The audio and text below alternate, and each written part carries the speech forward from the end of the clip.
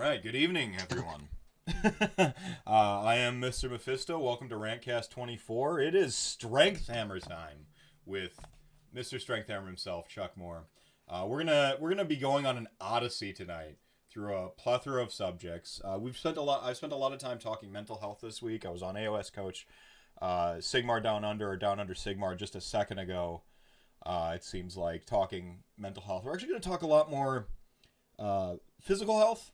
You know, a little bit more of like actually the health and fitness side of things. And then honestly, I just want to see if we can get some lore talk in, and just go on a real journey. So thanks for joining me tonight, Chuck. And can I call you Chuck, or should it be Mr. Strength Hammer, like as the honorific? Chuck's fine. Chuck's fine. Okay. I'm okay with my given name. You're okay. All right. Right on. Yeah. See, only weirdos make up personas based on like weird like D&D gods and or Diablo boss fights and like. I mean, yeah, he does that. I don't know. I don't know. Yeah. So this is RantCast. You are chat gang, and we're gonna go on a journey across all the digital soapboxes. Real quick, I just want to say congratulations on Hobby Hero, like on getting that nod. I mean, it took me a while to come out of my shell and like really start to connect the dots with who I was talking to online, with who they were at the tournament. And you're one of those people that I walked past without realizing that you were, Strength Hammer at, on Twitter. And to be fair, I was just the guy in the dress at the first time you saw me, so. No. The first time I saw you was actually at Adepticon, helping out at Adepticon. Yeah, you were sitting. Yeah. Oh. Yeah. Oh no. Yeah. This is definitely not like a dress. Yeah. So no. And then we actually kind of like really, I think met and had an actual conversation at Holy Havoc, and from there I was just like, this is a guy I want to talk to. RantCast was just starting out, and I'm like, I got to talk to this guy because, I mean, you said sort of in the off-air moment that like your personality, what you see was what you get, and I'm like, you just seem like one of those people I like jive with, and so, on Twitter you've got your reforging, kind of moments of inspiration for people just getting healthier, and it's just like it's really cool that you just kind of walk the walk, talk the talk, and live the life, man. So I really appreciate you coming on.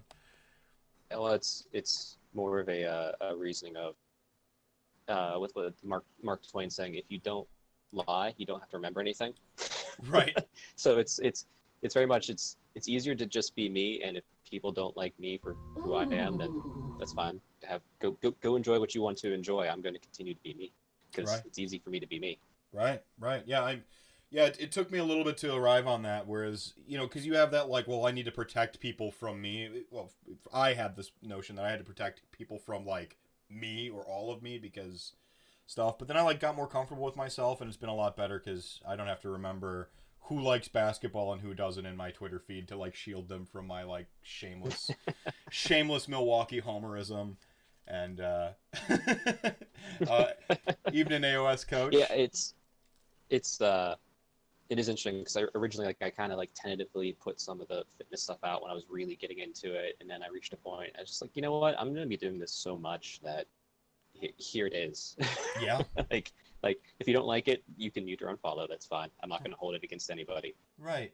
No, and I think that sincerity, like, just comes through, and people begin to feel like I know there's a lot of people who go onto Twitter just to see the models. They really are, and they want to be kind of like away from life can be stressful, and Age of Sigmar for so many people is a de-stressor, and so their Twitter feeds are carefully pruned just for hobby and stuff like that.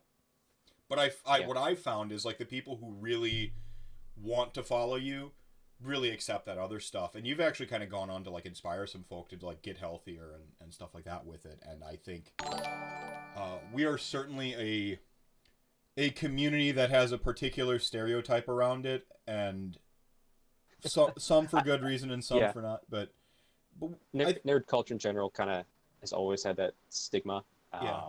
Now there's a lot more exceptions to the rule, especially since nerddom has grown and become more culturally accepted, which is a great thing. Right. So there's a lot more ambassadors, but it's really like, and I say fitness, like it's just well-being, essentially. Like that's the goal. Like I want to roll dice as long as possible, so I make sure my body's good. Yeah, yeah, and man, perfectly stated. Yeah, so I mean, I get you refer to like when you got into fitness. I guess when was that, and is that like relatively recently, or was this an always Well, I mean, thing? I did sports as a kid. Granted, not very well. I was a very hefty kid. I was a fat kid. Not afraid to say it. I liked bagels. I liked ice cream, and my grandmother's mother was very generous. Mm-hmm. Um, uh, and then one year, I think it was actually ninth grade in high school. I decided to join the wrestling team. Where before that, I was barely doing sports for a few years, and I was in the marching band, which is a little bit of exercise, but not a lot. And that really got me into shape and really helped me kind of earn the respect, because I had the respect of the nerds by being in the marching band and actually being president eventually of that marching band in my high school. But then I had the respect of the quote unquote jocks because I was doing sports then too. So it was a really interesting balance. And it's kind of like, like just being friends with everybody. It was nice, and being able to play in many wheelhouses. And then, kind of fell off in college because I wanted to just play D&D. I wanted to drink. I wanted to, date, my wife wife now, girlfriend at the time. Um, and then it wasn't until probably about 2 years ago when I really kind of reinvested in it, because I had it was what's called a syncope episode. Kind of mimics a seizure. It's kind of like a sudden blood loss from all the upper extremities, like down into your legs, and like you pass, you have blackout, kind of convulse a little bit. So had to go through a big thing with the American medical system where they're just like, oh, you had a seizure because we don't want to look too deep into this. We just want to put a label on you, give you medicine, kick you out the door. Thankfully, I found a great doctor to help me work through it. He's like, no, you did not have a seizure. You had this. Go get your license back so you can drive and have a normal life. And at that point, like I was entirely reliant upon friends and family to take me places to do anything, because like I couldn't drive. I didn't, they took my license. Um, that and constantly having to fight a system that was built against getting back to where I was. Mm-hmm. Because like I said, they put a label and they threw medicine, and I was just like, I'm not taking that medicine, and that's the wrong label. Mm-hmm. But once I got it all back, like I had developed a urge of, I guess the best way to describe it is like, imagine your life is a circle and you're going this way. I felt like I was in the back end being dragged along. I said, I'm never doing that again. I want to be in the front end leading where my life is going. Mm-hmm. And I decided I'm never going to the hospital again. So I started going to the gym and just generally, and then, I started looking at stuff online and researching and learning about how to lift, and then talking to people in the gym and learning, and then eventually CrossFit to where I'm at today, where it's like I go 5-6 times a week and I absolutely love it. And the days where I don't go, I'm just, why didn't I go to the gym? What's going on? My body's actually so used to it, it becomes habitual. Right, right. And that's a big part of like the workout process, is getting a routine and a schedule. And I think for someone like me who, so I was always like very skinny, lithe. I had a swimmer's build growing up. I was a swimmer, set a record at Winona State High Nice. School. So, and I played soccer. So I was that. And I used like gaming very much as an escape and stuff like that. And I played Mm-hmm. the nerd sports. So I never got the esteem with like the jocks, like you mentioned, like as you wrestling, it's like there's a hierarchy. In the Midwest, at least I've experienced it, it tends to be football, wrestling, and then like a noticeable notch down, pretty much like your generals from there with basketball and stuff Yeah. like that. And then soccer is the one that like that a certain archetype of like the other jocks play, just because they're not currently able to play like football or whatever, because that or whatever. um Yeah, and it's like I said, I also, you could say like nerd sports too. Like I also fenced the whole time I'm doing it. I still that's fenced on awesome. occasion, but like it's it's all great, and it's all like developing different aspects. So it all helps. Like from a non-click standpoint, all that stuff, like swimming is great because it's very low resistance on in terms of Hmm. your body, so you're not like unlike football, you're destroying your body to play it. Swimming, you're really just always, it's just always working your body, right? So swimming is Hmm. really cool. But swimming was Yeah. very much the sport that made me one of the ones that made me an outcast. So I eventually dropped it, even though I was very good at it. because we wore Speedos. You get made fun of. Like, it was, yeah, but we wore Speedos. Yeah, fair. Yeah. High school. Yep. So, yeah, and then, like, but I was a nerd sort of alongside that always, and usually I kept my, like, nerd on the down low. And I moved to so many different schools that I was always perpetually the new guy. And so right around the time someone would figure me out, I got to move again. So I actually, despite not being in with the jocks, I still had that, like, cool new kid status permanently. Oh, the mysteriousness. Yeah, no one ever, around the time people were about to figure out that I was a giant nerd, and I spent most of my time at the gaming store, I moved again. And so it was like, It wasn't until college where I really settled in. Like, I had always been into nerd stuff, but, like, that was when I really kind of settled in to, like, the quote-unquote the lifestyle, I guess. And, like, a lot more gaming, sedentary, drinking a cube of Mountain Dew at a sitting and stuff like that. Got less active. I actually took up pro wrestling just outside of college because I had to go and get a factory job, and there was nothing to do in the middle of nowhere town I worked in, so I got into that. Nice. But then I moved to Milwaukee, and I'm still recovering my body from what happened in that, like, 6-year period. Now I'm getting older, and the thing it is for me is, like, I was very active kind of throughout with a brief break, and now it's like, well, how the hell do I get back into this? Like, how do I start running again? How old are you? 34. Okay. About to be 35. So. Okay. That's not old. Sorry. Take all your excuses away. No. So, are you actually a personal trainer? Because you do have the talk, man. You've got the gab. No, I'm not a personal trainer. I just really like helping people. But no, I haven't been trained. So I guess preface everything that I say tonight with the fact that it's all just research I've done online, but looking at, very intelligent people within the industry, just like I do with Warhammer. I look at the people that know what they're doing, and then I incorporate that myself to help improve myself. But yeah, I'm not a personal trainer. I'm not a doctor. I have no licensing or anything. I just have a goal and I just do it. Right. I guess it's down easy. Yeah. And you kind of lead a little bit disclaimer. Yeah. Perfect disclaimer.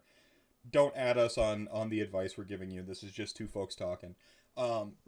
No, like you very much, like, I think would it be fair to characterize it? You kind of lead by example. You do the thing, and then some people sort of like, I mean, they really gravitate. This Stormcast Strong, I wasn't gonna lead with it. I was gonna ease into it, but, like, I'm actually personally interested. So, like, if I wanted to, like, suddenly, like, take up this cause, like, what do I do? Just start moving. Start moving? If it's a 10-minute walk every day, use the hashtag. I always feel like people, because I see people on my timeline who are, Warhammer, D&D people that are also lifting that, we follow each other, so I know they're seeing my stuff, but, like, it's not a personal hashtag Stormcast Strong. It's just, oh, look, I figured out alliteration and I made a hashtag. Everyone use it, please. Like, it's fun to see. It's fun to click on the hashtag sometimes and see the people that are using it. So really, that, and if you don't want to do that, like, sometimes people want to take this and treat it more personably and keep it, just to themselves because they don't want to feel the pressure or anything, which that's fine too. But yeah, if anyone wants to use it, like, if you're just exercising, whether it's playing a sport for fun or just walking 10 minutes a day to just help improve your body a little bit and improve your health, or just changing your diet, like anything fitness related, Stormcast Strong. I mean, even it can even be mental. Like, that's the other thing too. We're probably gonna get into. I know you've said you've talked a lot of mental this week. Let's talk physical. Well, I hate to tell you, the physical is a lot of mental too. So it's gonna go. Yeah. That was actually one of the big points I kept making when I would go through these different conversations, is, like, the brain is a physical component of your body. It's as physical as your heart, as physical as any other part of your body. It's the chemical responses are physical, real things. We have this, like, I think especially because we're nerds, we think it's magical brain psychicness. Like the brain is a physical component of your body, and if your body's healthy, your brain's going to be a little bit healthier too, and vice versa. If you good stuff in, good stuff out, right? Like Yep, 100%. And sure, we can get the ninth age keto jokes out of the way, but no, really if you eat healthier, like I've done a blog post about it, where if you go to a Warhammer event and you plan your meals, like take a salad, don't eat that pizza between games 1 and 2, you're probably going to have an advantage on your opponent who's eating that greasy, heavy carb stuff, because you're not going to be weighed down with that in you while you're trying to have a cognitive thing, because like heavy food digesting will slow down your cognitive ability. It's true. yeah. But yeah, the keto jokes are fun.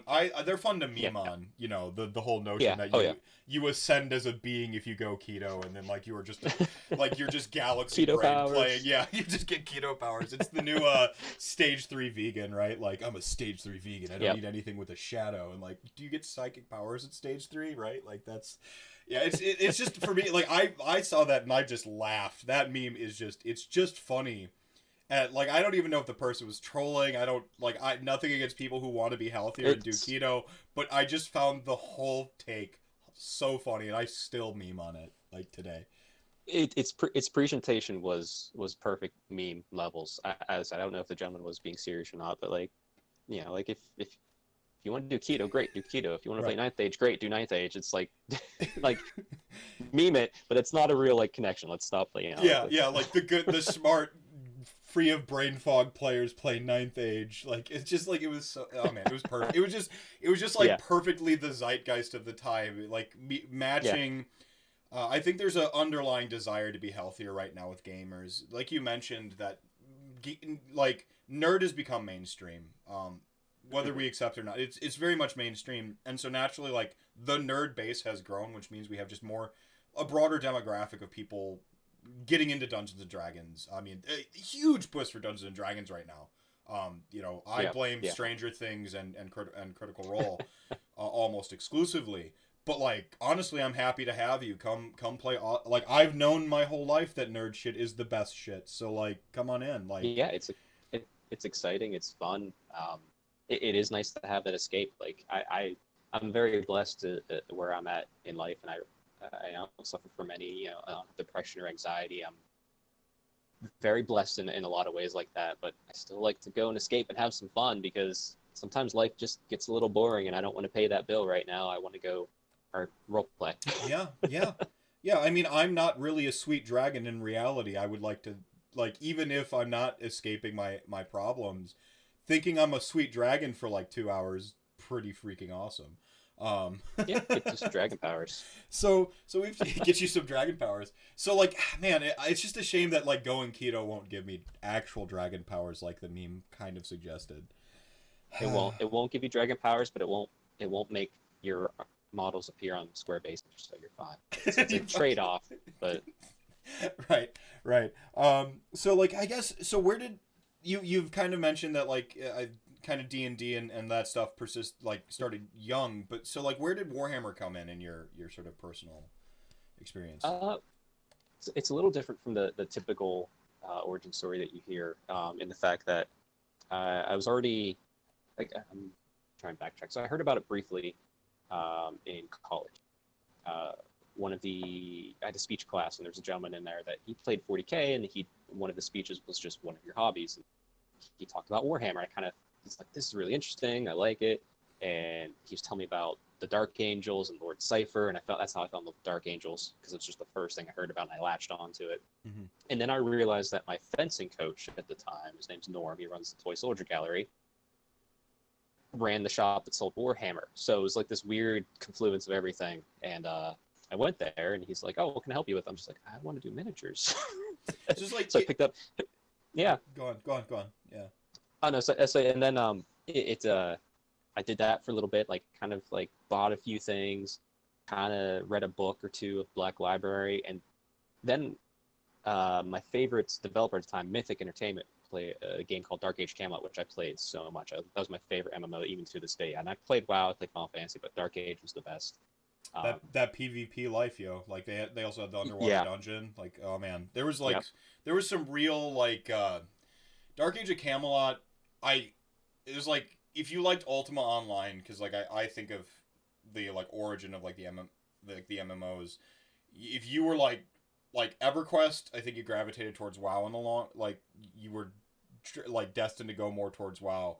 But like the people who loved Ultima ended up on DAOC, even into WoW Live launch. That game was hardcore. And like, just just the fact it was PvP, there was a specific realm, but there was more than 2 factions. There was 3. Just changed the dynamics so much. Mm-hmm. I'm sorry, I could talk like Hibernia for life, 100% right here. I could talk about this for the next 3 hours if you want, really. yeah. But anyway, they were developing Warhammer Online Age of Reckoning, and while I'm playing with this little, Cypher and some Dark Angel models, I was like, wait, they make a fantasy version? Because it's always been more fantasy than sci-fi. And I with the exception of, like, I guess, like, I like Star Wars better than like Star Trek, because Star Wars is fantasy space. Fantasy space. Absolutely. Yeah. Star Trek is more like philosophical and realistic. Well, which I do like that. I do like that, but like, I'm going to lean towards the fantasy all the time. Real quick, Bucket Ninja here donated 95 biddies with a question attached. Has Strength Hammer ever accidentally crushed a model by picking it up to move it? The sheer like power. No, I can't say that I've done that, but I have not broken, but I've slammed a few of my friends' hands into the side of things, helping them move like a mattress or something. Especially early on in my strength building, so I guess I've crushed people's hands, but not models, not yet. See, he goes after your body. It's like the sweep the leg of Age of Sigmar. You can't win a game if you can't move your models. Exactly. Yeah, so like you're talking Star Trek versus Star Wars. It's weird because younger I was very much Star Wars, and I'm like you. I skew towards, like, I like to play fantasy more than I like to play sci-fi, because in a couple ways, I know science enough to where when the science is wrong, even though I can turn off my brain, it will take me out of it enough to where I just can't enjoy it quite as much. There's whereas like you don't, like, if you try to like explain physics of a dragon's wings and how they're like too small for its body and like how big its chest must actually be. Magic. Yeah, it's magic. And then I check out. But I've actually really been enjoying Star Trek Discovery, and I am going to be all over Picard when that comes out. And like I'm like, younger me would be disappointed that I'm like more hyped for Star Trek right now than Star Wars. I mean, I'm still more hyped for Star Wars, but I'm looking forward to Picard because Next Generation was my most favorite of the Star Trek. Mm-hmm. But I get what you mean, because my wife loves Star Trek a lot more, and I'll watch it all with her because she enjoys it. And I like being sci-fi at me, but if it's fantasy, I'm going to be involved and invested. But sci-fi at me is what I like. But she always gets annoyed when we were watching the older Star Treks, because I'd be like, why don't they have fighters?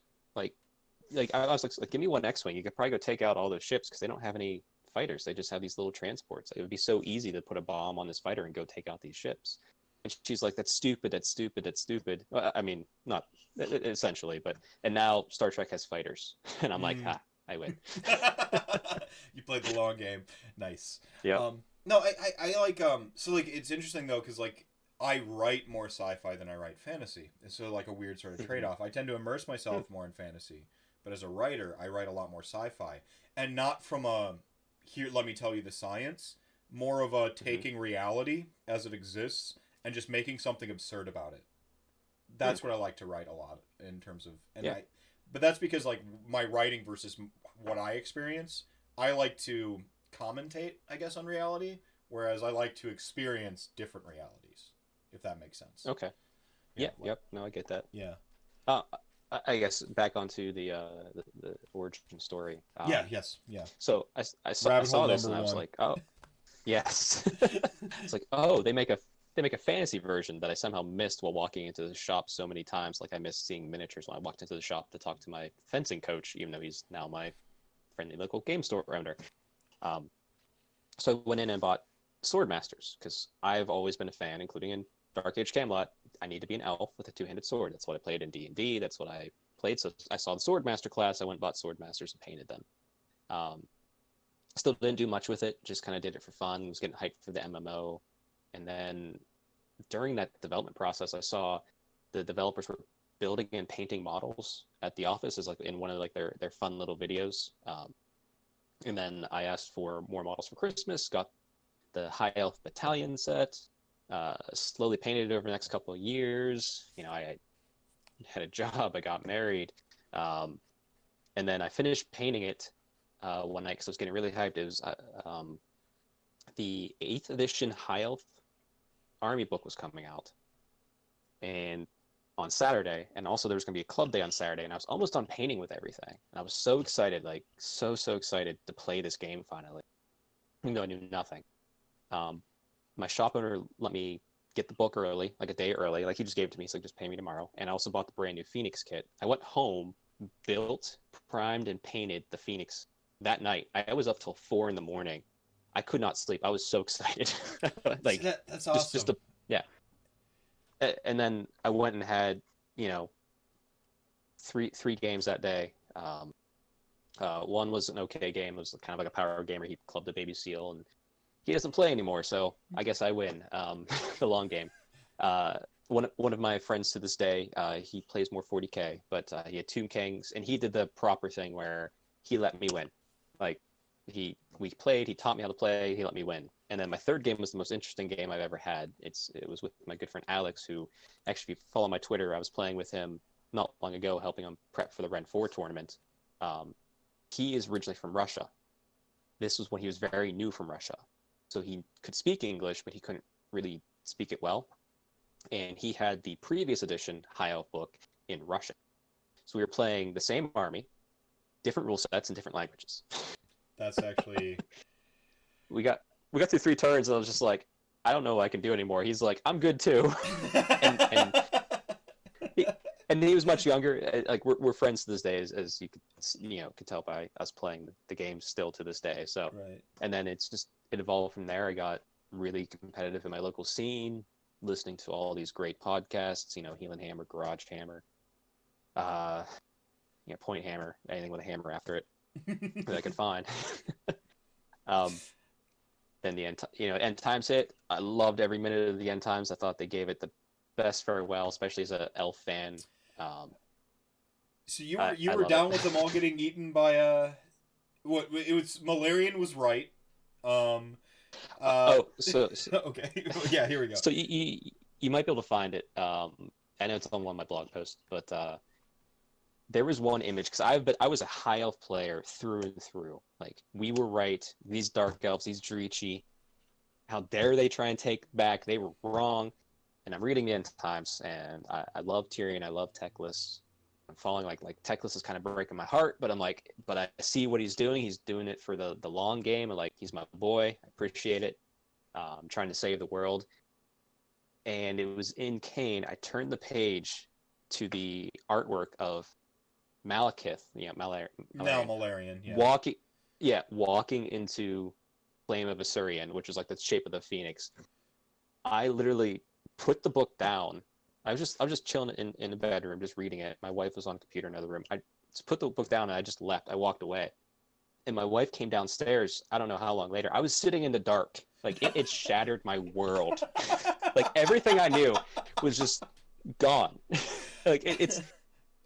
Like I said, I invest in the fantasy, and it was. And it was just like, she asked me what was wrong, and she knows the lore. She supports me greatly. She doesn't play the game, or she's tried painting, but she does know the lore, and she appreciates all that. But I told her what happened, and she's like, you're so cute, but take the time you need, but I'm gonna go to bed because it's just a story.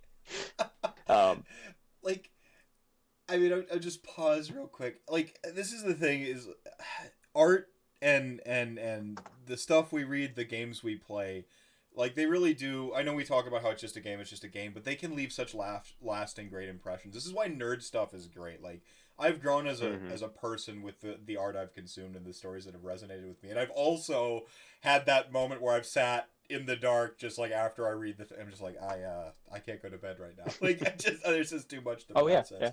Yeah. Like so like I missed the end times. So I played Warhammer Fantasy Battle.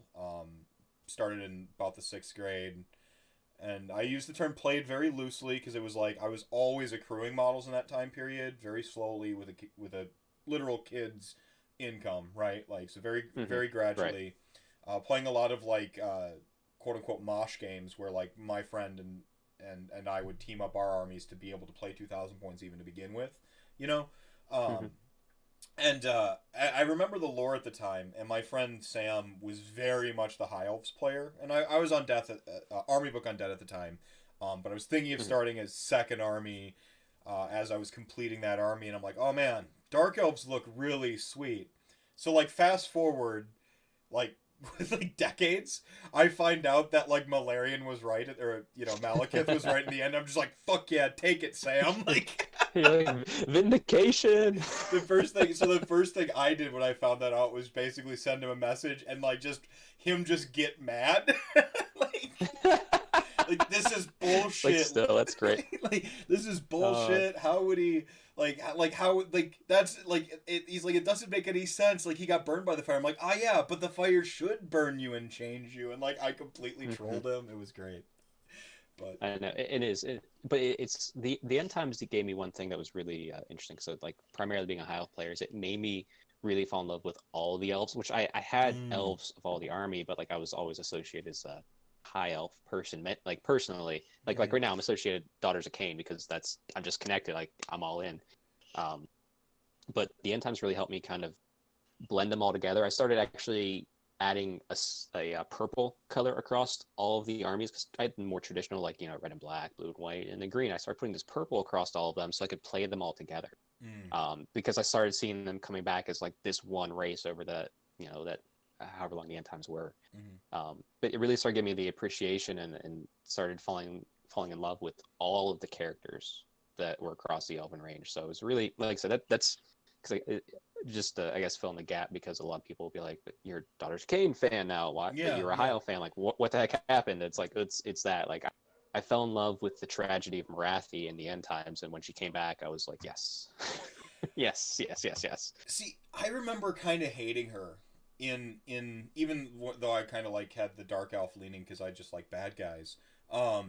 Like I remember hating her even, and like being like, Malekith is awesome, Malice Darkblade is the shit, like, and just like really gravitating towards certain characters and still hating her, but like kind of retroactively appreciating the lore in the end.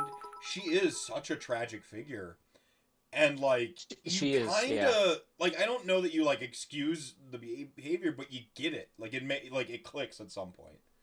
It becomes human. I said on my blog, I've done in-depth lore series about the pasts of all the elves on the Pantheon. So Tyrion, Teclis, Marathi, Ilario, and Malekith / Malnarian. I'm just gonna call him Malnarian from now on because it's just I'm already switched over. So we've also like we've changed gears now, right? So yeah, but I knew their stories, and I wanted to give them all like a sending off in a way. And like I said, I just finally completed it with the Elf Pantheon. But Marathi was the first one because it was timing with the book and all this sort of stuff, and just like diving in and then finding all these extra sources that I wasn't aware of, and I was buying up old army books and just getting all these extra little tidbits in the story, and just kind of like really, really like fleshing out these characters in such a way where before it was just like a blank prejudice, where it was just like, oh, you're a dark elf, you're a crazy leader of these guys, and you're just kind of there, and it's just like seeing, it's like, no, she truly loved Anarian. Like I think she loved Anarian more than she loved her son. I don't think that's within question, but like she was madly, deeply in love, and she would do anything for him.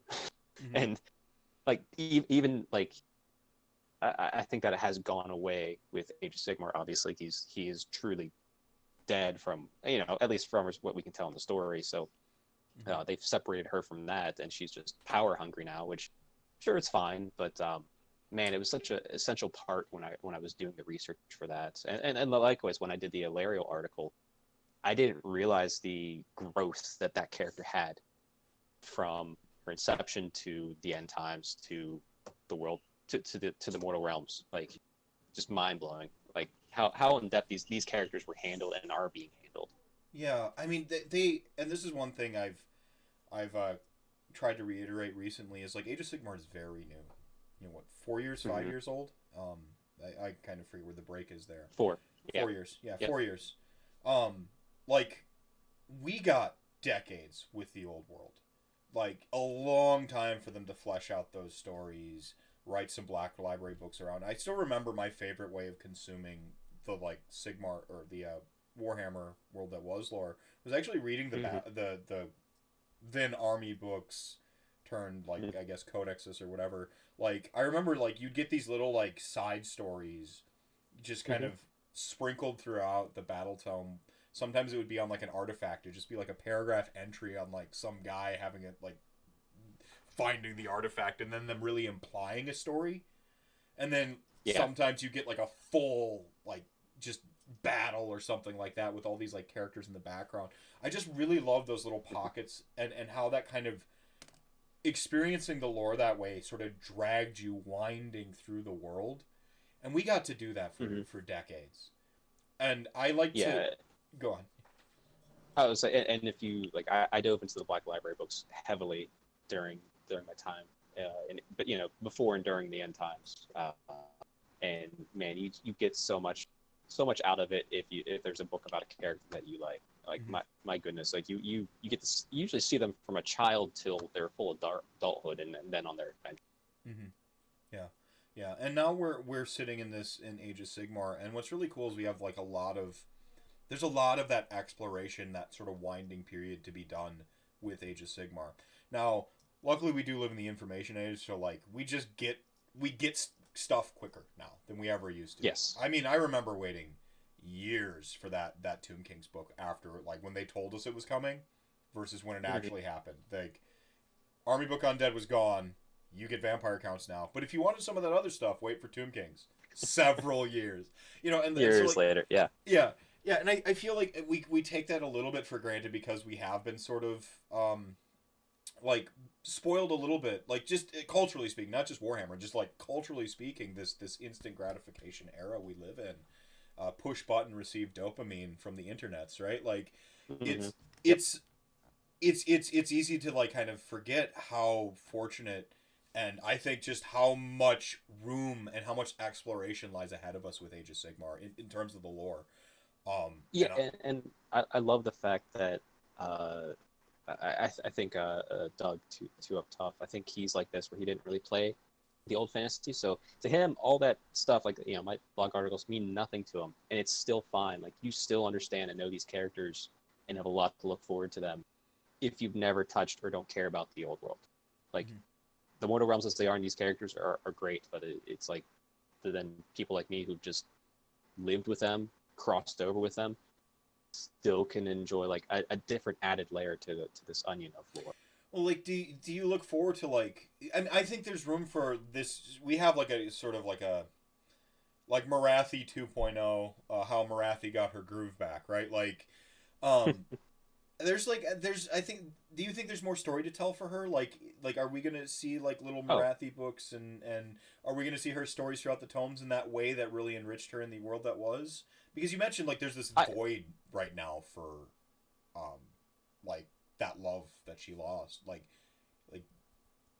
I guess Yeah, I have no doubt they're gonna continue to expand these characters, give a little more insights. I mean, heck, I think in this Slanesh book there's a little part about Glyss and Marathi talking because all the other elves are just like, you're crazy, Slanesh is captured, and Marathi's like, oh, we're in trouble because she knows what she's doing, but which is screwing it up. But she just wants power so much.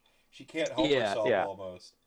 Well, listen, we could dive into Marathi if you want, but I think there's plenty of space to even guide these characters in new and interesting ways, and not just completely rely on where they were in the past. Yeah. I mean, that's one of the things I'm here for. Like Nagash, for instance, I'm a huge honk for Nagash. Obviously, I think everyone knows this. I love that he barely remembers the world that was. Like it's part of his canon now that he doesn't even really remember it. He has these Go on. I would say it makes me laugh because he doesn't remember it, which is new and insightful. But that just means he's making the same mistakes over and over and over Because again. he's Like human. His humanity plagues him. it's have you read the Nagash series I have from him the sitting Legends? directly next to me. I've not There, cracked the yeah, spines yet.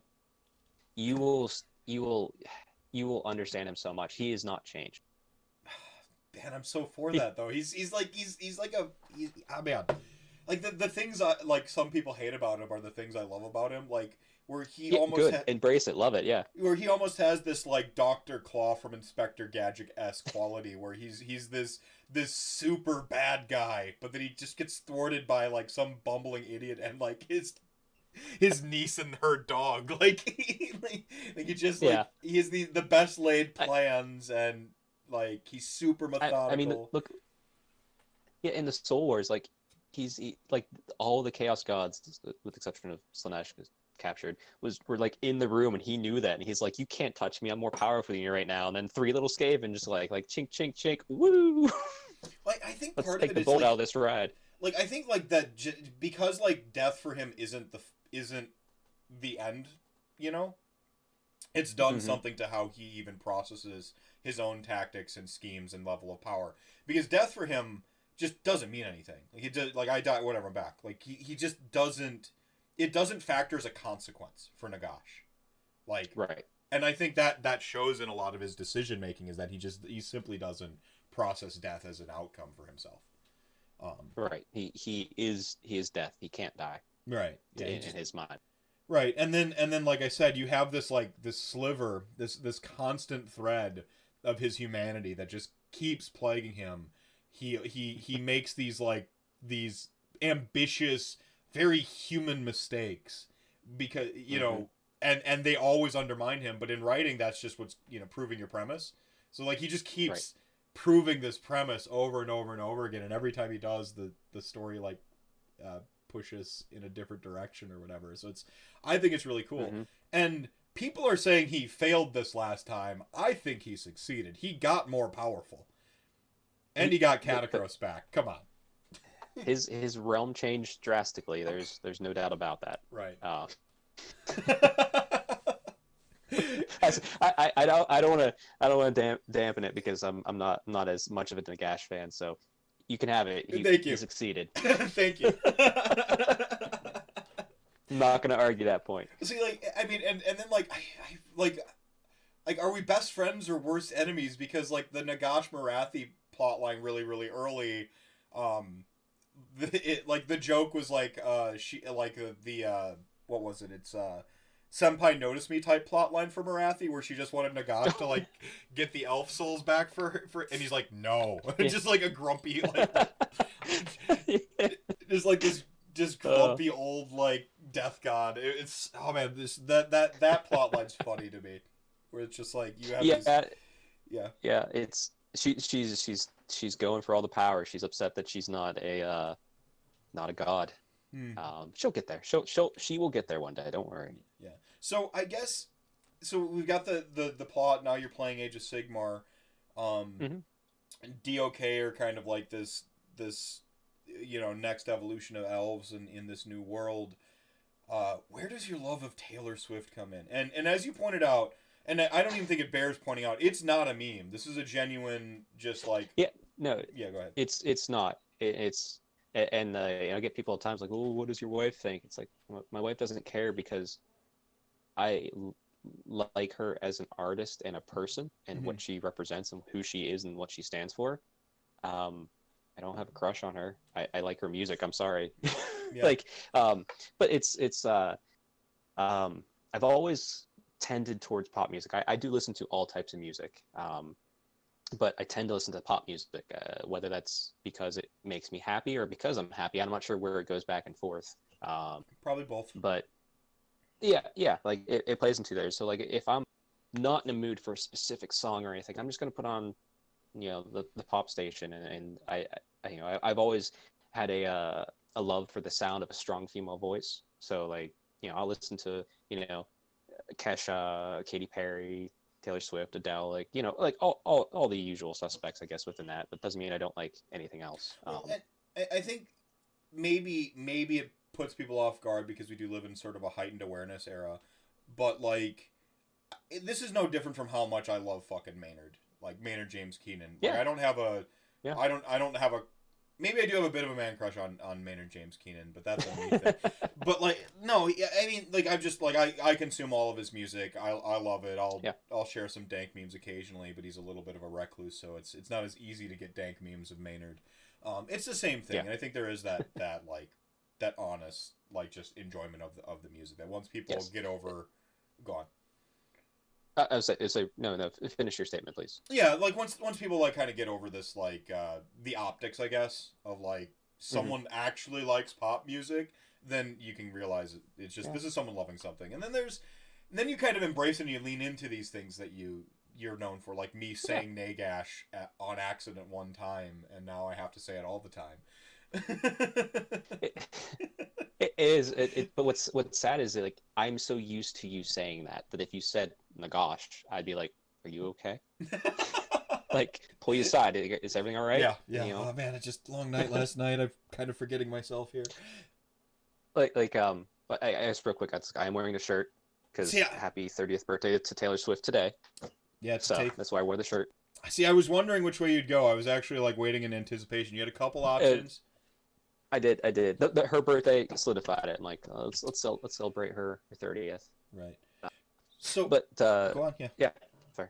I would say to your point, like I've had it a few times because it's not as well known, but like I've themed my Idoneth Deepkin, my leaders, based off of Kesha. My Slanesh that I'm painting right now is themed off of Katy Perry as the leader. You know, so like I'll use when I'm talking within the subject of those armies, I'll use like a Katy Perry or a Kesha gift as opposed to a Taylor Swift. And every time I do that, there's always somebody who doesn't understand that I'm just doing pop stars for like all the armies that will be like, "What are you doing? That's not Taylor Swift." I'm just like, "I'm sorry." I feel so ashamed right now. Like I've overbranded. Sorry, here you go. Here's Taylor Swift. There's no such thing as overbranding. Go on. But no, it's the point, and it just started like a lot of people were just like, "Man, you use Taylor Swift gifts a lot," and it's just like, well, I like her music, and she's got really expressive animations, like in her character, in her person. So I'm like, and I just again, and you just like you said, you just lean into it. Like, well, it's like, no, I do like this. This is who I am. I do listen to this quite often. Yeah. Like 80% of the time. Is there like one Tay song that's especially great for working out? And is it and why? And it's, I mean, I think I know the answer, but is there one Taylor Swift song that you're just like, this is the song that helps you crush it? It really actually depends. Taylor Swift music for me is more about relaxing, and like I use it more for like internal and like just like listening. My favorite Taylor Swift song is "Delicate," which is not a workout song at all. Actually, when I'm listening to workout songs, it can range from Swedish death metal, like EDM. If it is pop, it's probably going to be my Kesha song, just because she comes hard and fast whenever she does her song. So she's usually my workout pop selection. Or Panic at the Disco, which they're sort of pop, I guess. I'm not sure. They're pop now. They used to. I mean, they were firmly pop rock, and now they're just pop. Mm-hmm. Like ever since their main writer got kicked out the band, their music shifted. But I can't recall his name. Okay. Gotcha. Yeah. Sorry. Go ahead. What's his name? Brandon Urie. Brandon Urie. Yeah, Brandon Urie, who was just a literal frontman before and a collaborator, became the creator of their music, and that's when that shift happened. You want to talk about man crush? There you go, right there. I really liked the early stuff when they had the throwback to the sort of like Roaring 20s vibe. Mm-hmm. I really liked that was cool. Oh yeah, that's just a fun time period. And Death of a Bachelor is a great song. Oh my gosh, yes.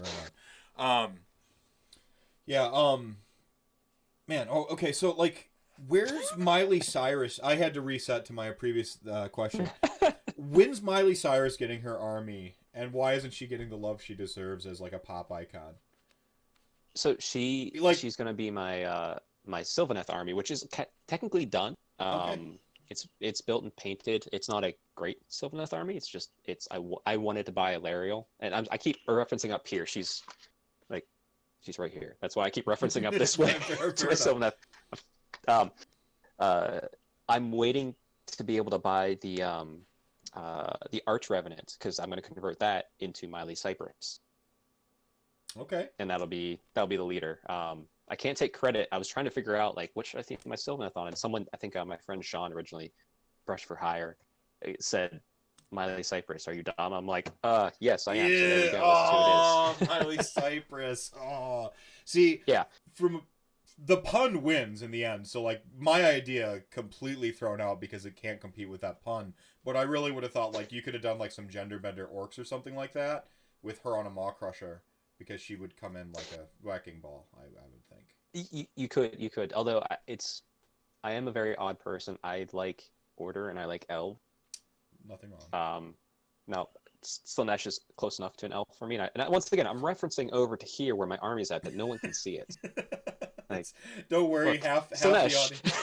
Don't worry, half the audience listens on like a podcast app or something like that, Okay. so they don't see the cameras anyway. Gotcha. Yeah. Tomb King's Tristan asks, "What does Chuck think about False Gods the song?" What song are you referencing here, Tristan?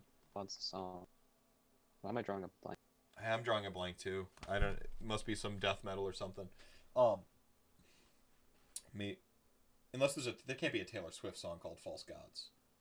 And if not, why are you? Maybe it's an older one. Older one? Oh no, it is. It's one of her. It's off of Lover. My gosh, I feel such a fool. So clearly, it's not one of my favorite songs from her new album. I like Paper Rings a lot and Cornelia Street quite a bit from her new album. False Gods. Yeah, it's not one that I've put on replay multiple times, so I apologize. I'm letting you down. Yeah, so he doesn't have thoughts on it, Tristan, to answer your question. I don't. I will say this. I enjoy her new album. I don't think it's her best. What is her best album? Can you do it? Most people who have a favorite artist generally can't nail down one. If you need me to buy you some time while you think, I can name the best album that Tool's released. Yes. It's still go Anima. ahead, give me some time. So it's almost Tool Undertow. But Tool Anima, I think, is where they showed actual, not just intelligence and anger that like really made me love like Opiate and Undertow. Anima was where I think they really took it to that spiritual level of combining the anger and the intelligence with like some spiritualism, and that was where we would then see the really sick, like Danny Carey really coming into his own as a drummer. I think really happened around Anima, and then by the time Lateralis came out, it was a foregone conclusion that he would be the literal just phenom of the metal drumming world. Did it buy you enough time? You did. Except I was balanced because to me it's either 1989 or Bad Reputation. I'm gonna go with 1989 as my favorite album first. Perfect. Which one? Even though my favorite song of hers is from Reputation, though. So. Mm-hmm. What's the title track off 1989? I'm sorry, I don't listen to Taylor Swift. I know enough to ask questions, but the one that's most known for is either going to be "Shake It Off" or "Blank Space." "Shake It Off" was brilliant. But I just like have that's the known ones. Yeah. I have this mental image of The Rock lip singing "Shake It Off" in my head, and it will never go away, and it constantly makes me love that song.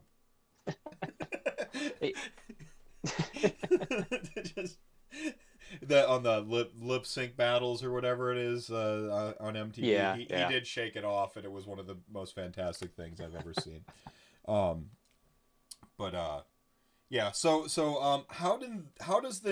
How did like you come up with this idea of like pop like icons in your armies then? Was it just accidental invention? Were you like, I'm gonna, you know what? Did it start with the pun? Actually, it very much did start with like the meme level, because whenever Daughters of Cain was announced, I was working on the army, and I give thanks to my friend Domus, because he had sold me a bunch of witch elves. I was actually going to do Darkling Covens for that Adepticon. I was buying some metal executioners off him. He's like, hey, I have like 80 witch elves metal. I don't want them. And he's like selling me for like $1 a piece. I was like, yeah, sure, I'll take them. And then I started looking at the rules, and I was like, no, I'm going to do this. I'm going to do the Daughters. And then they announced the army before Adepticon, and my world just exploded, because it's like everything was converging in such a cool way. Because I was one of the few people like going hard at it. There's people like involved, like Tom Lyons at the time was looking at it. and Jonathan from Sweden. But I was like, nope, this is what I'm doing. And then it doubled down, and I got to take a brand new army, like took Marathi to it. But at the same time, that's kind of when like I was leaning into, I guess, my love of pop music and Taylor Swift music. It was just like And so I just I need a name for my army, so I just called it the Terathian Cult. I was like, that's cool. I didn't have Terathi created or anything. It was just, this is the Terathian Cult. Made my display board. You know, and that was it. It was kind of cool. And I kind of put like a loose backstory that there was a previous leader called Terathi of this cult that formed there, blah, blah, blah. But, you know, she's gone. And then it wasn't until I was decided to attend Realms at War 2018 that they're like, hey, you need to create an Aether Mist. You need to have an Aether Lab. And I was just like, I could bring Terathi to life. And I made a custom model, and then it became, she was reborn. She was this character, but she was reborn as the true, you know, avatar of Terathi, and then it just kind of like more and more and more, and I was just like, I really liked it, and it, you know, it was kind of like memey for a bit, but actually right now one of the big projects I'm kind of working on in the background, more for, I guess, me, is because I've done like every time I've taken my daughter's cane to an event, 1 day or 2 day, narrative, competitive, I've done some sort of lore. I've further progressed Terathi as a character and developed her army and how it's functioning. So that's mostly up here. So I haven't really relayed it out that much. So, and if people don't seek it out, like it's not an easy to go place. But I'm trying to do a timeline where I can like lay it out, because what started as like a fun little joke. Like, she is now, from the way I've crafted things and written things, she is a believable, real character in the world, the realms, I guess you could say, with goals and aspirations that make sense and they're lofty. And I really want to present that. Like, I'm actually going to have new art done of her for this timeline. It's going to be based on the model that I've kit bashed, as opposed to just like, you know, the great art that Stone Monk Gamer did for me, where it was truly like Marathi and Taylor Swift combined into like one image. So look forward to that, please. Yeah, no, that's awesome. You actually like landed on a little bit of a point, and this is something I touched on or talked in one of the mental game things, like where you're taking, I think even the most hard boiled like competitive players, whether it's a meme or just a simple paint color that they like, that's just something personal. Yeah, paint it red because I like red. Like, you always find these ways to, like, even in the most hard boiled competitive sense, inject parts of yourself into your army. I like Relian, for instance. One of my favorite stories is how he even began to play Nagash as essentially like shit talking Brendan. Like, that is because part of his personality and their friendship is playing out on the table. Even the most hard boiled competitive players find ways to inject themselves into this game, and I think that's one of the things that really makes this special. Could start as a meme for you becomes this full on lore odyssey that you've got a timeline and custom art, and I think that's one of the things that makes Age of Sigmar truly special. It is, and it's doesn't need to be all at once. Like I see some people, especially because like I'm a balance. Like I do competitive, I do narrative, I'll do it all. But like I really love narrative games because, you know, like 9 times out of 10, I don't want to play a game to be like, I must win. I like pushing myself in that way, but I like telling my stories more because you know, I like my OCs. I like telling the story, but it's you don't need to create an in-depth, huge epic of a story before you even put the army on the table. Like, just start, like, throw a little something in there, write down something this character did. Maybe you develop a character based upon what the models do, or maybe you're like me, like you create the character and bring it in and do that. Like, it will develop over time, especially if you're someone like me who, like, I have a bunch of armies, but I'm always going to consider myself a Daughters of Cain player because that's the army I'm always going to want to play. Like, sure, I'll play my Ideneth on occasion or my Slanesh. Like, I'm going to have fun with it, but it's not going to be long before you see me putting Witch Elves back on the table because that's what I like. Fair enough, yeah. And AOS Coach here says he loved your Raw costume, so... I actually... go on. Yeah. I would say it's as far as I can tell, it's the most award-winning Marathi cosplay that has existed in this world. Probably, yeah. It was very. I got to see it in person at Holy Havoc. It was pretty spectacular, by the way. I was very, and this actually brings up something I've been wanting to do, which is I want to cosplay a little bit more at tournaments. It's really weird. I've never said that before. I played D&D a long time. Been to Gen Con. I went to Gen Con when I was like 12 years old. Was my first Gen Con, and so like I'm aware of cosplaying. I've never cosplayed before, but there's something about Age of Sigmar. I'm like, you know what? I want to dress up like one of my characters in my army and push the models around. No, you should do it. Like, just have fun with it. I used to cosplay quite a bit back in high school and college. Kind of fell off, so it wasn't hard for me to make that costume. It was a very simple costume. It wasn't like even like I wouldn't even call it high quality. It was media quality, but it was made more to be funny, because like of the reasoning of it. But I think it's fun. I mean, you go to the comfort level you want. If you just create a Nagash hat, if that's what you do and walk around with it, that's cool. That's enough. If you want to go full robes and the skull mask and Full look like regalia. Skeletor, like Yeah. do that too. Like whatever you'd like. Like it's like be aware. Like don't create a costume that's going to make you unable to play the game. Right. Like and the other thing is too is like don't let it obviously be a distraction. Like Raw had a best costume award, which and when I looked at the event, I'm like, okay, I know like Bishmeister's going to be there, and these people, so I can't win best. Can't win this. I can't win this. What can I win? Oh, I can. I'm willing to wear a dress. I can go for best costume. So like that was truly the reasoning. But then when I wore it to actually Holy Havoc for like the one round I did because it's freezing in that room. Yeah, the only tournament room that was actually cold, by the way. Continue. I would say, but like, and this is just something to keep in mind. Like since there was no best costume award, like when I talked to Steve the day before, I asked him. I said, "Hey, like I brought it. Like I said, I don't need to wear it. It would be funny, but like if it's something that you don't want because that's not what you're trying to have at this event, I won't wear it. That's fine. Maybe I'll just wear like the hat or something." He's like, "No, no, man, wear it all. Like go for it, Like have fun." I was like, "Okay." Like so, like keep that sort of stuff in mind too. Like don't try to make the event like don't pull focus away from the event if that's not what the type of event that TO is wanting, I guess per se. But like if it's something fun, simple, like have at it. But like like usually at a narrative event, yeah, you're gonna be you're gonna get props for cosplaying for it. Yeah, well, and the second best cosplay I've ever seen was actually Jacob Berry as Vince Venturella at Adepticon this last year. That was pretty good. That was pretty great. That was pretty good. He wasn't the only one doing it either. There was like 5 or 6 Vince Venturellas that I saw Now, personally. if only we could get Vince for I know he doesn't play Adepticon because his painting classes. If only we could get him to sleep underneath a table and cosplay as Jacob for a round. He'd have to get the boat shoes.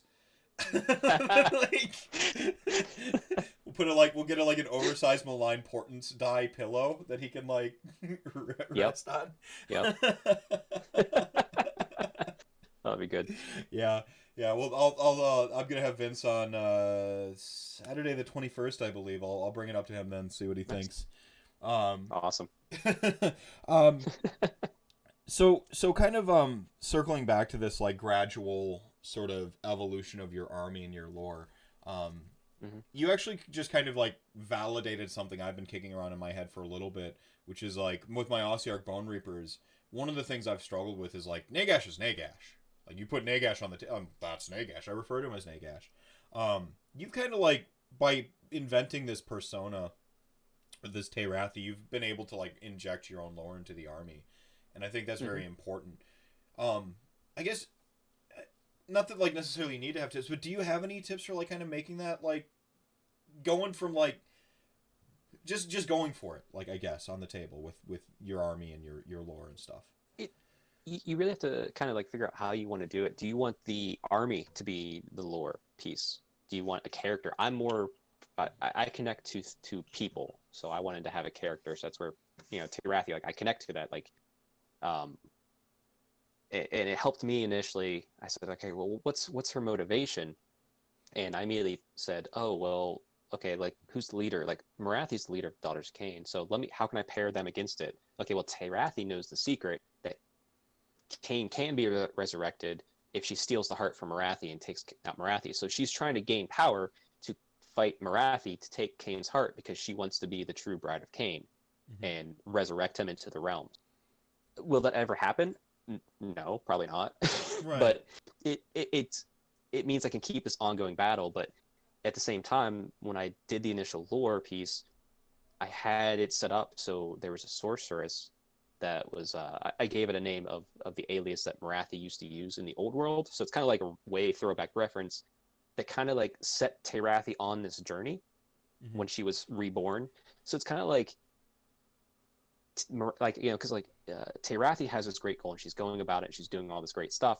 Technically, she's doing stuff to further the daughters of Cain, but she's also has this other agenda. But Marathi knows about it and is pulling all the strings anyway. Like ultimately, so it's like feel free to like pair your leader against someone even within your own army, but you can set it up in a way where it's not going to interfere with the lore as it goes. Like if Marathi is secretly pulling the strings of Terathi anyway, no matter what I do with Terathi, it's not going to interfere with the story of Marathi, and I'm never going to have a part where it's like, okay, this new book came out, and now all of a sudden what I've been doing doesn't make any sense. So I guess it's like maybe future-proof in a way, or keep it ambiguous enough and let it evolve naturally.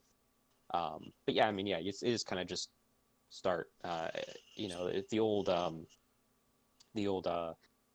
BRB, the Big Red Book from 8th edition. Talked about having your general be you on the table. So it's kind of like you can even just put yourself in the table as this character, and then like, well, how would you react in the realms? Or if you want to base it off of another character. So, like I said, and that's more me because I'm very character driven as a person. But you can do it as basically like a city theme or an army theme, that could be the overall narrative. Yeah, my basic chaos were really easy to write up lore for because they have, until like Grashrak, there pretty much wasn't a named character in that army. Recently, I know there was a bunch in the past, but like in terms of the basic chaos book. So I wrote this lore where like they have this heart of the volcano, and that's their herdstone.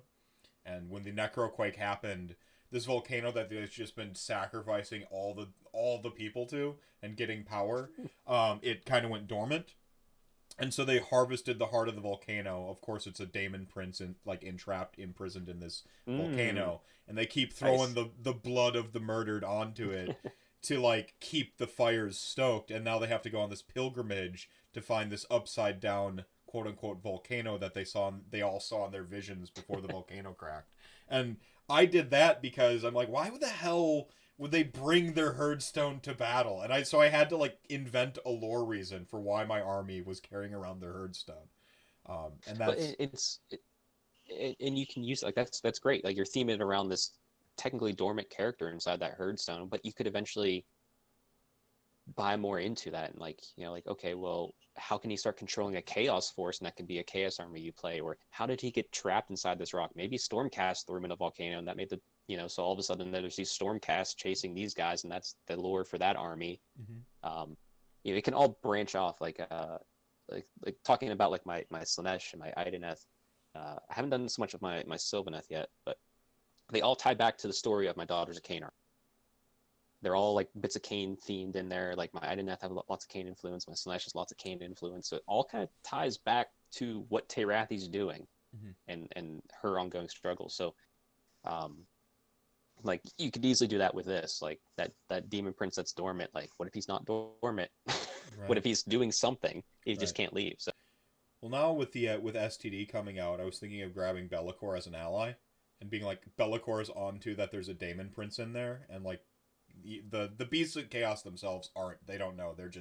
They got this collective vision, and so they're dragging around this stone, doing what they like to do, which is murder man things. Throw them on the stone.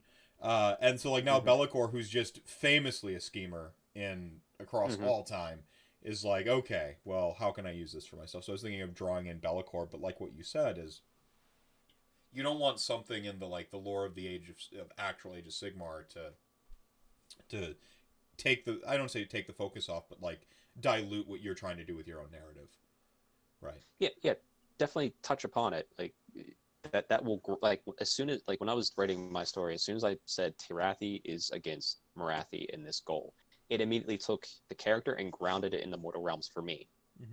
It's like because it gives you a reference point that everybody understands. Well, from a writing perspective, what you just did is you created conflict, and it's like one of the most important elements in writing a story is conflict. It's having conflict scene to scene. What does a character want right now? What's stopping them from getting it? And then just every single scene that character's ever in, you're always asking yourself that question as you go along. So I've had with Ossiarch Bone Reapers, I've been trying to because Nagash is my main dude. I've been trying to figure out a way to first off, I feel very egotistical to play Nagash. And then you read this line about how oh yeah, he's just got a bunch of avatars all over the place, and you're like, oh, okay, cool. Yeah, actually, I had this conversation with Mark Orlando a while ago.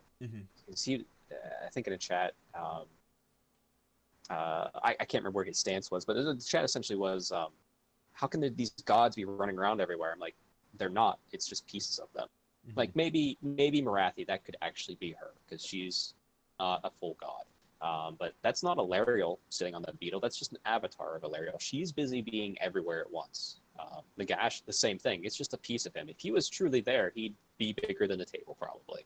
Yeah, and there would just be a constant wave of necrosis that just kills everything around him in a radius that isn't awesome enough to be in his presence, right?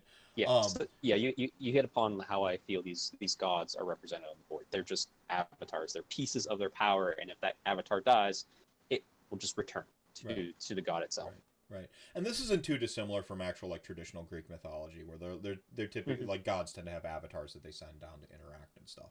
Which I think is it's really cool. I think it's a really cool part of Age of Sigmar that the gods are actively sculpting the fates of mankind, and all these people are caught in the balance and fighting back. I think that's really cool. Right now I'm working with, so I've got my Legions of Nagash army. It's actually around my Necromancer is the main character in that. He's motherfucking David Lopan is his full name. You'll use it every time. Thank you. I have a very heavily converted Necromancer that looks like David Lopan from Big Trouble in Little China, and they have a very Yama King style aesthetic where it's these sort of Chinese death gods as opposed to straight Nagash.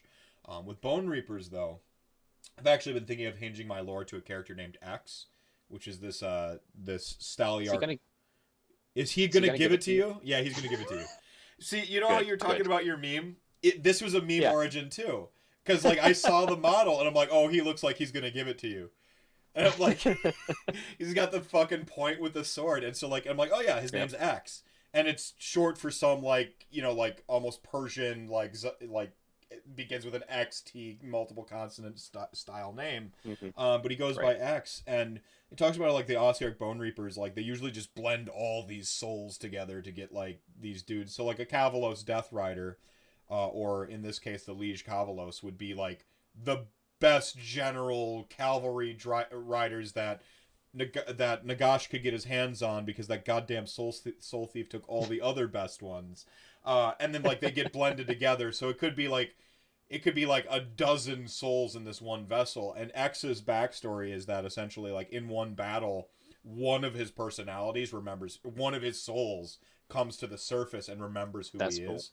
And so he's and so he's secretly trying to hide that he has true sentience from the rest of this army as he's leading it to collect the tithe, and not have Catacross or Nagash figure out that one of his soul sort of shook loose, and then he's got these other characters trapped within him that he has these internal monologues with these other souls that are all trapped within himself, while the one kind of maintains dominance, and that's really cool. So that's the lore. That's the lore I'm working with. I wanted to have a character that's a fixed point, like you, but I wanted to have a character that's a fixed point that can go around the mortal realms and see them, so that I can write about that. And so I figure having this one character that is a fixed point in my death army, because I like bad guys, but how do you make them sympathetic? How do you go? That's a good way. I could definitely see how you could start feeling for somebody like that, as a person. I will caution. It's a bit of a trap that I've kind of done in my mind, and hopefully when I do the timeline and kind of flesh things and combine it together, it'll be kind of seen. I've kind of, since I've done so much with Terathi, I've kind of grown her very large to the point that I started having the need to create sub characters to lead smaller things that happen in the timeline of her. Mm-hmm. Like I was part of the Lore Master like invitational type event that Martin Orlando put on at Nova with me and a few others. I made a character. I didn't take Terathi in there. She ordered this other character to go, and I made a new character for it because it's like Terathi wouldn't waste her time. Like it's like I like in my mind I've made her too big, and I'm just like she wouldn't waste her time with this. So send someone else. Yeah. Well, this this the video you did you did a video for leading up to Havoc. Was this that one, that character? Because you had the no those were all Terathi. That's my variants of Terathi. I have 5 or 6 versions of her. Oh, okay. Yeah, this was a different character. It's actually his name was Calibron, and he's the first male Slaughter Queen. Hell yeah! Because it's 2019. Yeah, let's go. Like Prince would be a fucking Slaughter Queen. Like let's like. Yeah, like I converted him up. I took him. I wrote the narrative for him, like how like they don't like him, but Terathi favors him, so he's not dead.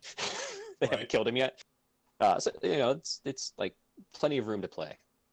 Yeah. So you want to leave yourself some avenues to expand from your. I see. This was I want to say this is the last conversation I expected to have because I wanted to talk Terathi with you actually because it really is just like awesome to see persona and personality and all those things kind of crystallize in the game. But like to actually go on like how to help write your own like army narrative has been like a really fantastic rabbit hole. Is there anything you'd wrap on with this before we move on or? I'm sorry. Is there any thought you'd like to wrap this all up with before we kind of move on to the next one? Yeah. Creating a narrative for your army, whether it's a simple narrative for an army you're going to play for one event or an army you're going to play ongoing over and over again, is only going to increase your enjoyment of that army and this game. And it's not going to hurt your ability to wreck face and be competitive at the same. Perfectly said. They don't have to be opposed, folks. Right. So real quick, you made a reference to Grey Jedi earlier today when we were kind of getting hyped for the stream. Do you have an OC Grey Jedi character? Not necessarily. I played the Star Wars Knights of the Old Republic, the MMO, with some friends, and typically I like being the good guy, so I was gonna go Jedi, and they're like, "We're going Empire, we're going Sith." I'm like, "Okay, well, if I want to play with friends, I'll go Sith." So I made a light side Sith warrior, and in MMOs, like if you ever see the name Odiam, which is ODIAMA, which is my old Twitter handle, but no one could pronounce it, so I stopped using it. Mm-hmm. That's kind of like my name for my characters in MMOs and RPGs and stuff like that. Typically, it's a lot of my personality pasted onto that person inside that world because that's just how I like to roleplay. But I made a light side Sith warrior in that game, so that would be technically my Grey Jedi, and it was the best experience I've ever had to the point that I was telling my friends who were playing dark side Sith warriors what I was doing, and they re-rolled and made light side because the story was so much better. So like for instance, I'm trying to go and find this girl Jedi to bring her on as my apprentice, and I run into a ship where Jedi laid a trap for me, and I say, "Oh, I'm not going to fight you guys. You're not my enemy. I'm just trying to find her. I'm not trying to kill her." And they're like, "Oh, well, you're Sith. We're Jedi. We got to fight." And then I quote Jedi code to the Jedi, and one of the Jedis goes, "You're right. I'm sorry. I'm out." And the other one gets angry and fights you. But it's just like, it was like the perfect moment of, this is what it's about. Like, because I always try to live my life in balance. Like, I don't want to be way too stressed. I don't want to be way too like on one stream or the other. Just kind of be in the middle. That's so it's like like Grey Jedi. Yeah, so that's my OC Grey Jedi. Yeah, cool. No, Drew Karpyshyn also, by the way, he wrote the light side Jedi stuff. He's a very talented writer. He wrote for BioWare for a while, and he's got some standalone stuff, and he did some expanded. I guess it wasn't technically expanded universe stuff, but they basically took a guy who loves to write bad guys, and they say, okay, write the good guys now, with that project. So that was one of those things I thought was really cool. Not that I'm a giant Star Wars nerd or anything. Don't at me. I just like good writers. What's wrong with being a Star Wars? There's a rolling joke that I don't watch anime and I hate Star Wars, and that what's the other one I hate? Oh, and I hate Harry Potter. Those the 3 rolling jokes is that I hate those 3 things. So I can say I never got into Harry Potter. I didn't either, which is why I hate it, Yeah. quote unquote. Because if I say that I I guess never, I hate it too. yeah, like I say that I never got into it, then people are like, "Oh, you must hate it." I'm like, "No, I just was never my thing." I read Dragonlance and like Drizzt Do'Urden and Elminster and Yeah. stuff. Yep. Like if I were a little bit younger, I'd have read Harry Potter and it'd have been my jam, but I was just a little too old.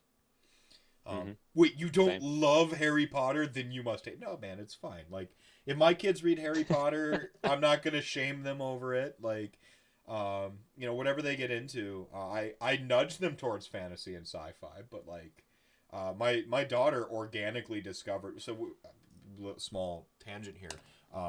Little bit of a like, trying to remove the gender roles and the like stereotypes from like their upbringing and stuff. Not in any like super overt capacity, like where we buy both the things and let them choose. No, it's just like we let them choose what they want, and So Colin, for instance, came up to me. This is my son, my 7-year-old. He came up to me and he's like, "Daddy, can I watch Barbie?"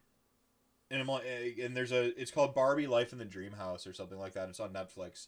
It's actually a disgustingly well written show about Barbie dolls. It's incredible what the rating the kids get nowadays. Have you ever watched My Little Pony: Friendship is Magic? That's where I was leading with this.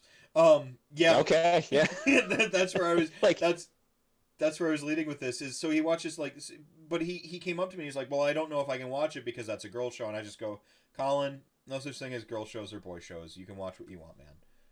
Obviously you can't watch all the violence and all that stuff, but like in terms of like the gender barrier on what he can watch. And so this led to My Little Pony being suggested in the Netflix feed. And I'm sitting there one day with the My Little Pony on, and I'm just like, this is really good.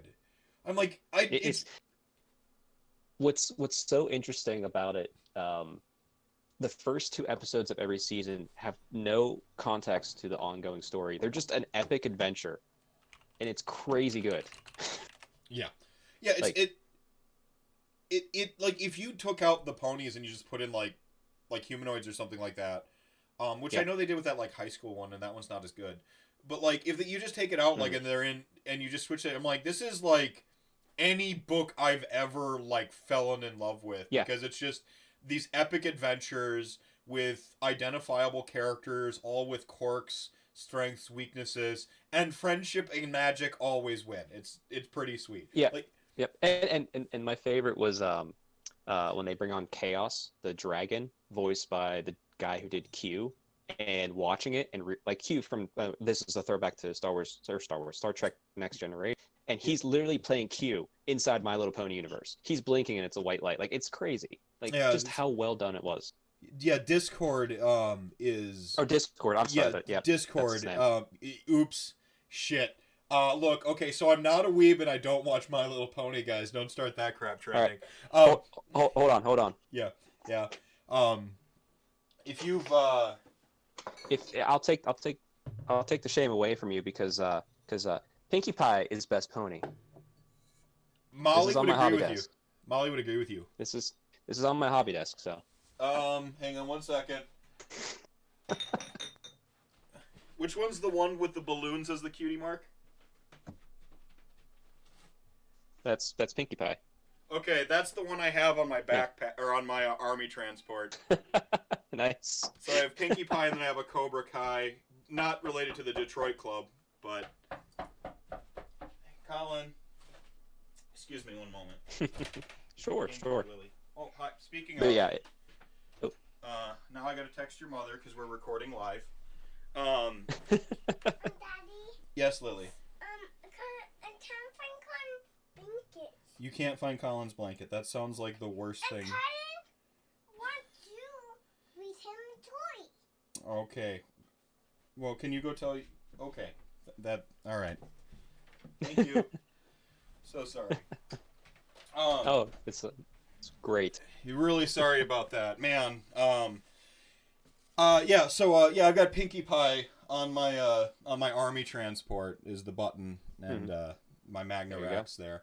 And then I've got the Cobra Kai, but that's unrelated to Cobra Kai. That the club. It's because of like literally I like bad guys, and everyone knows that the Cobra Kai were actually the heroes of the story. Well, they are now.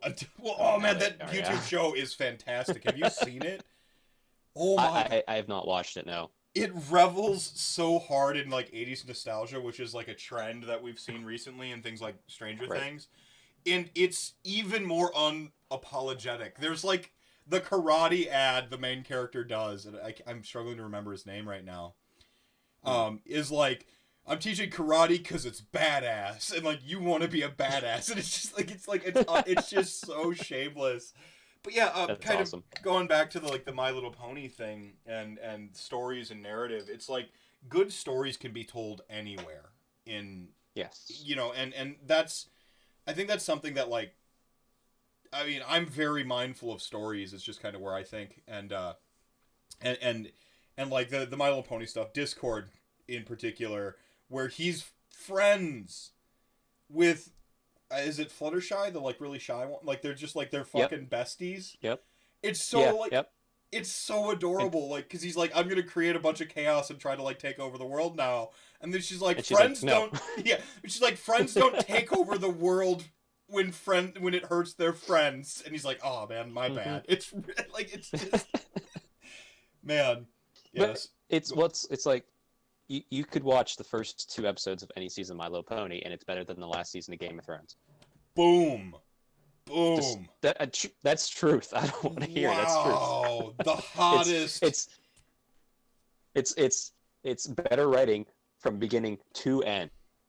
That is a take so hot the sun just put on sunscreen and sunglasses. Like, whoo, the extra spice.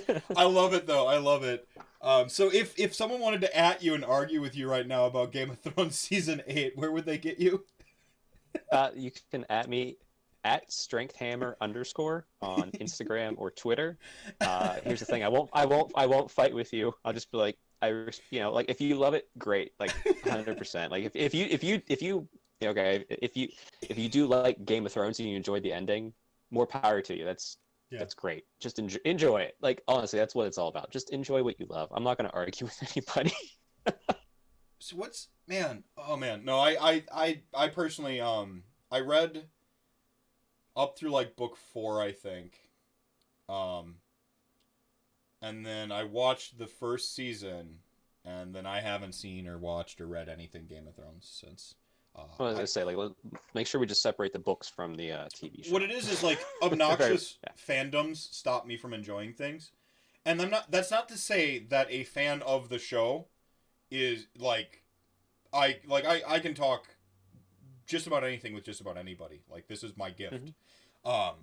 That's not to say that I won't have a great conversation with you if you love the show or the books or whatever, but like in totality, the fandom of a thing. It's not just an individual person. It's like I just can't, because the fandom also includes the advertisers, the people using Game of Thrones to sell me Big Macs. Like I just like, it's the same thing with Rick and Morty. I fucking love Rick and Morty, but then like you're the fandom just like, I just can't, man. Like I'm gonna wait. Like I gotta wait for the fandoms to cool, and then I can get back to enjoying the thing because it's just me. It's that contrarian streak I have through my entire body where it's not that I can't like popular things. I can't like popular music.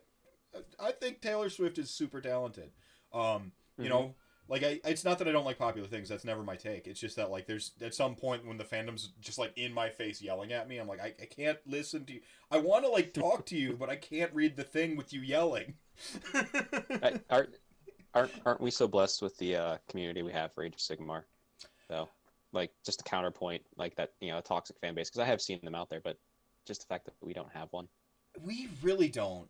I mean, and there's, I know that, like, some people, like, there are some folks out there that are like, but one day we might, right? And, like, they're, they're kind of afraid.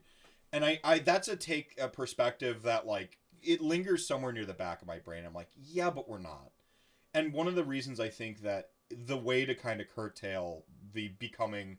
the Magic the Gathering fan base, right? Like one thing to curtail becoming that, or League of Legends. Like pick whatever your go-to toxic fan base looks like in gaming. One one way to curtail that is to just continue to be righteous people yourself. Just continue to be excellent in the community that you already enjoy. Lead by example, be active in the community. And as people come into the community, because this hobby has doubled in size in the last just year alone, practically. You look at like the outcomes of tournaments, the profits that Games Workshop's put up. The game has grown. It's going to grow.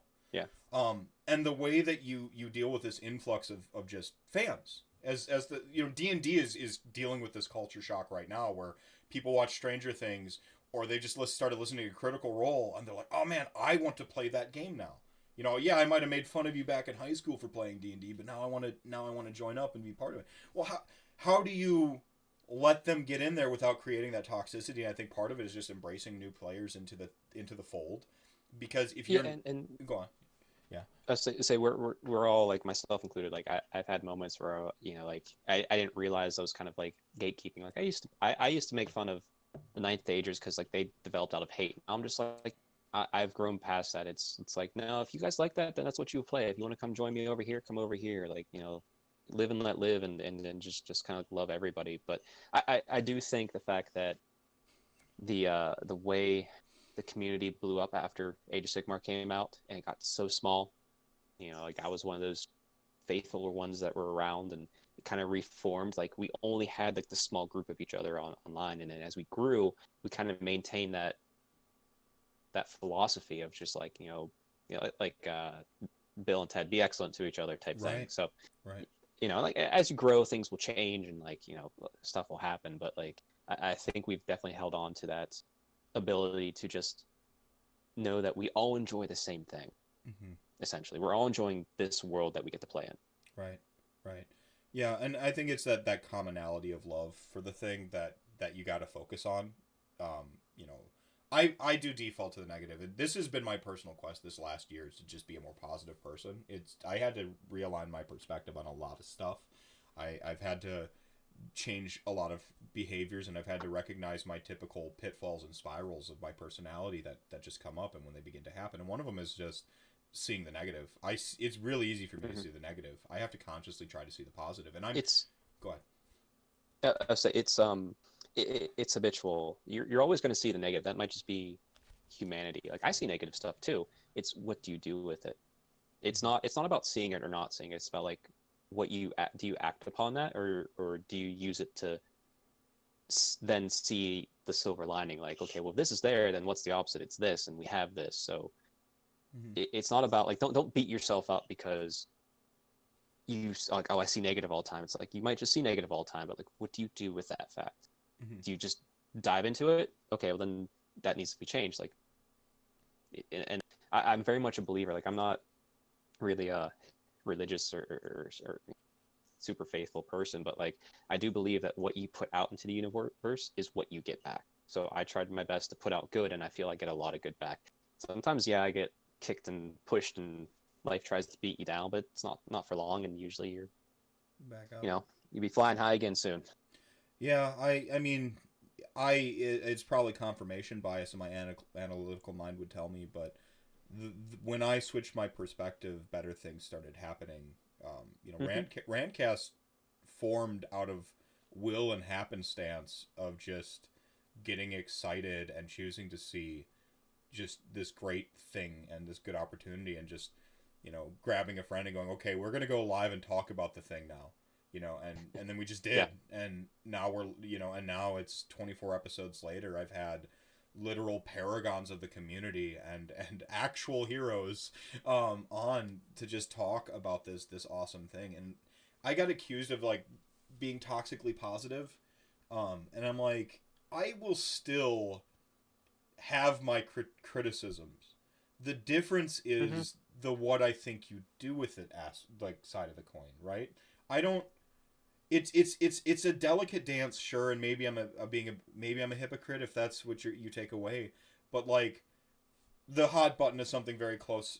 I love my Death Armies. I love Ossiarch Bone Reapers. I'm gonna run Petrifex Elite at the next event, and I know what everyone says about it, but like, am I telling people it's not great? No, like I'm being realistic about that, but I choose to look at how great it is and see that it's a problem to be solved and wonder how you solve it, you know, and I'm curtailing myself because I'm going to run Nagash, and like half my army's Nagash. So if you can't, you can either deal with him or you can't, like, like, but we're going to have fun while playing, and just what you do with it, I think, is very important part of it. I think like looking at like the idea of toxic positivity and just toxic negativity. I think back it was this might have been even a year ago now. Back when there was like the power rankings that were going on for the armies in Age of Sigmar, and everyone was kind of giving their view of it. And I put up one. I threw every army into top tier. I said, when you love Age of Sigmar, and I just put it up. And Rob from the Honest Wargamer responded. He says, I think this is harmful, you know, to not to the community, just I think this is harmful in general. He's meaning it towards like new players coming in, and someone attacked him in the thread. Like, that's not what, like, check. I'm like hold on, like no, like what Rob's saying is true. What I'm saying is true. It's like we're all right and we're all wrong at the same time. It's just like you have to remember that we're all coming from very different places. That is how I view it, because I'm not playing in the competitive scene, whereas he's trying to teach and educate people. So it's like we're both right and we're both wrong. Like we're not going to argue in this thread. We're just going to like express views. Well, you know what I mean? That's been like one of the I think one of the things where like you can see the community take a toxic turn or a negative turn is like, I don't think there's any single person with a platform in this community that wants the game to be worse. I really truly don't believe that. There might be some toxic elements throughout, but I don't think, whether, you know, you come at it from an analytical, more like strong criticism stance, or you say, hey, everything's great, play what you want. I don't think anyone really wants the game to be worse. I personally wouldn't advise a player with the specific advice, if you want to win games, play what you want, it's all just as good. I wouldn't say that. And I think that's the difference, is like I don't get any kickback from Games Workshop whether you play this game or not. You know, I don't have any skin in the game in that respect to get you to buy models. Like, I'm saying it's a great community and it's a very, very fun game. But like, here are some expectations you need to manage if you want to get into the game. You know, and that's what I lay out there. The example you just used, I see the humor in it, because you prefaced it when you love like playing the game. This is your tier structure, and it's like you're arguing at it from like, it doesn't matter if all you care about is just like loving the game, and then boom, and then meanwhile Rob is saying, if a new player sees this, they could be misled into, at the time, buying Slaves to Darkness and just jobbing for a year. And it's like, and like, I saw that too. I knew where he was coming from. It's like, and then people start jumping and like shoot, like, no, there's no flags, there's no sides here, people. Like, me in particular, like, I don't like choosing sides. I just like being friends with everybody. So it's like, we all came crying, screaming out of our mama together, you know. So it's like, what do you want? Yeah. Well, and that's the thing, is like, Rob is actually kind of like, I've had the pleasure of meeting him. He's actually like personally a darling. But what happens is you get into this position of like, the internet is binary, and that is a pun, but I also mean in terms of interaction. You go, I go, like A, B, you know, I say the thing, you say the thing, I say the thing, you say the thing. It's like when you take a position, you say something on the internet.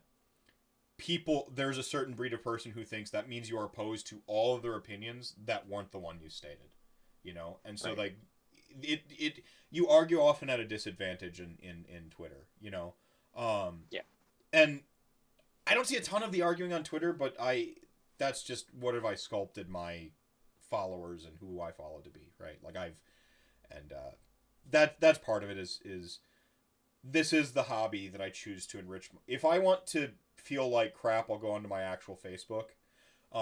If I want to get away from my Facebook, I go onto Twitter, and like, I see all these takes on D&D. I've got friends that make homebrew D&D rules. I see their stuff all the time. I click on it. Oh, this is really cool. This guy made a Norse Pantheon for D&D. Justice Armand, fucking great name. Like, oh, he made homebrew like Norse mythology and like a devil's guide, like for like devil contracts in D&D. Cool. Yeah. Oh, sweet. Like, oh, you know, oh man, look at these like awesome Teyrathi conversions and stuff like that. And like, oh, you know, one of my friends is feeling a little depressed. I'll give them a word of encouragement. Like, that's you know, how I've sculpted my Twitter feed is to be video games, D&D, you know, that stuff.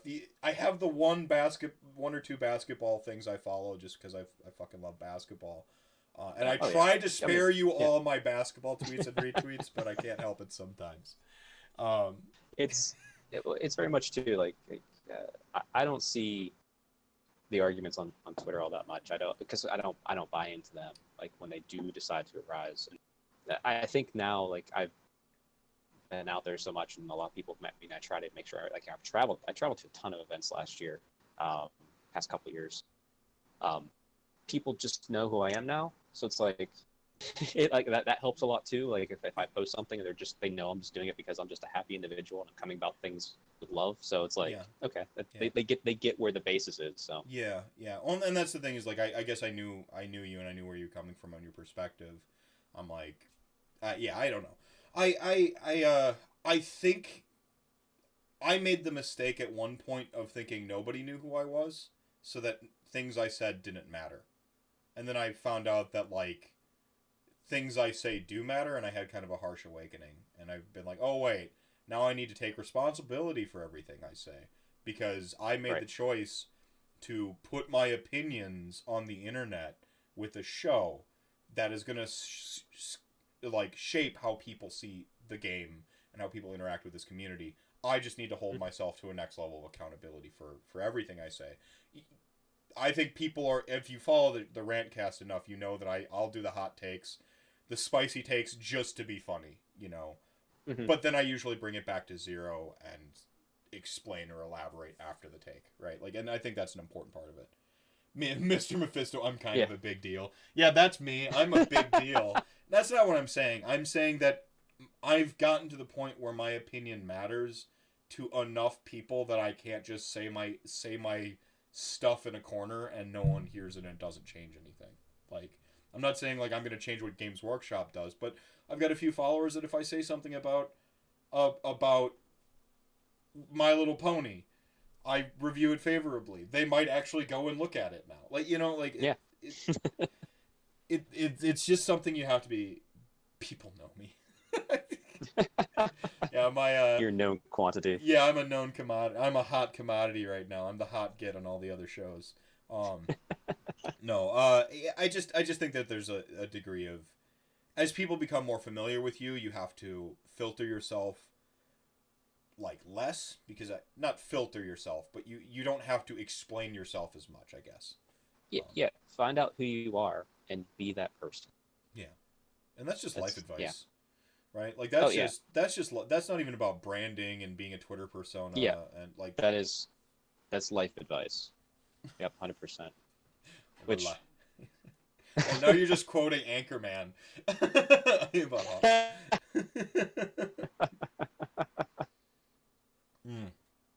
Fantastic movie, by the way. Pure lightning in a bottle. Absolutely. Yeah. Yeah. Man. I actually wrote down delicate, like as if I'm going to check it out later. It's a great song. Yeah. It's a great song. Yeah. Life changing. Life I'll check it out. Life affirming. I'll check it out. Like, so I just, to kind of, I guess, to recenter us a little bit on fitness, strength hammer. The topic of the show. The topic of the show. So like you actually did a little bit of a challenge a little bit ago. Do you recall this? Not. Yeah. I did it with my brother down in Australia. Not my real brother, but I count him as such.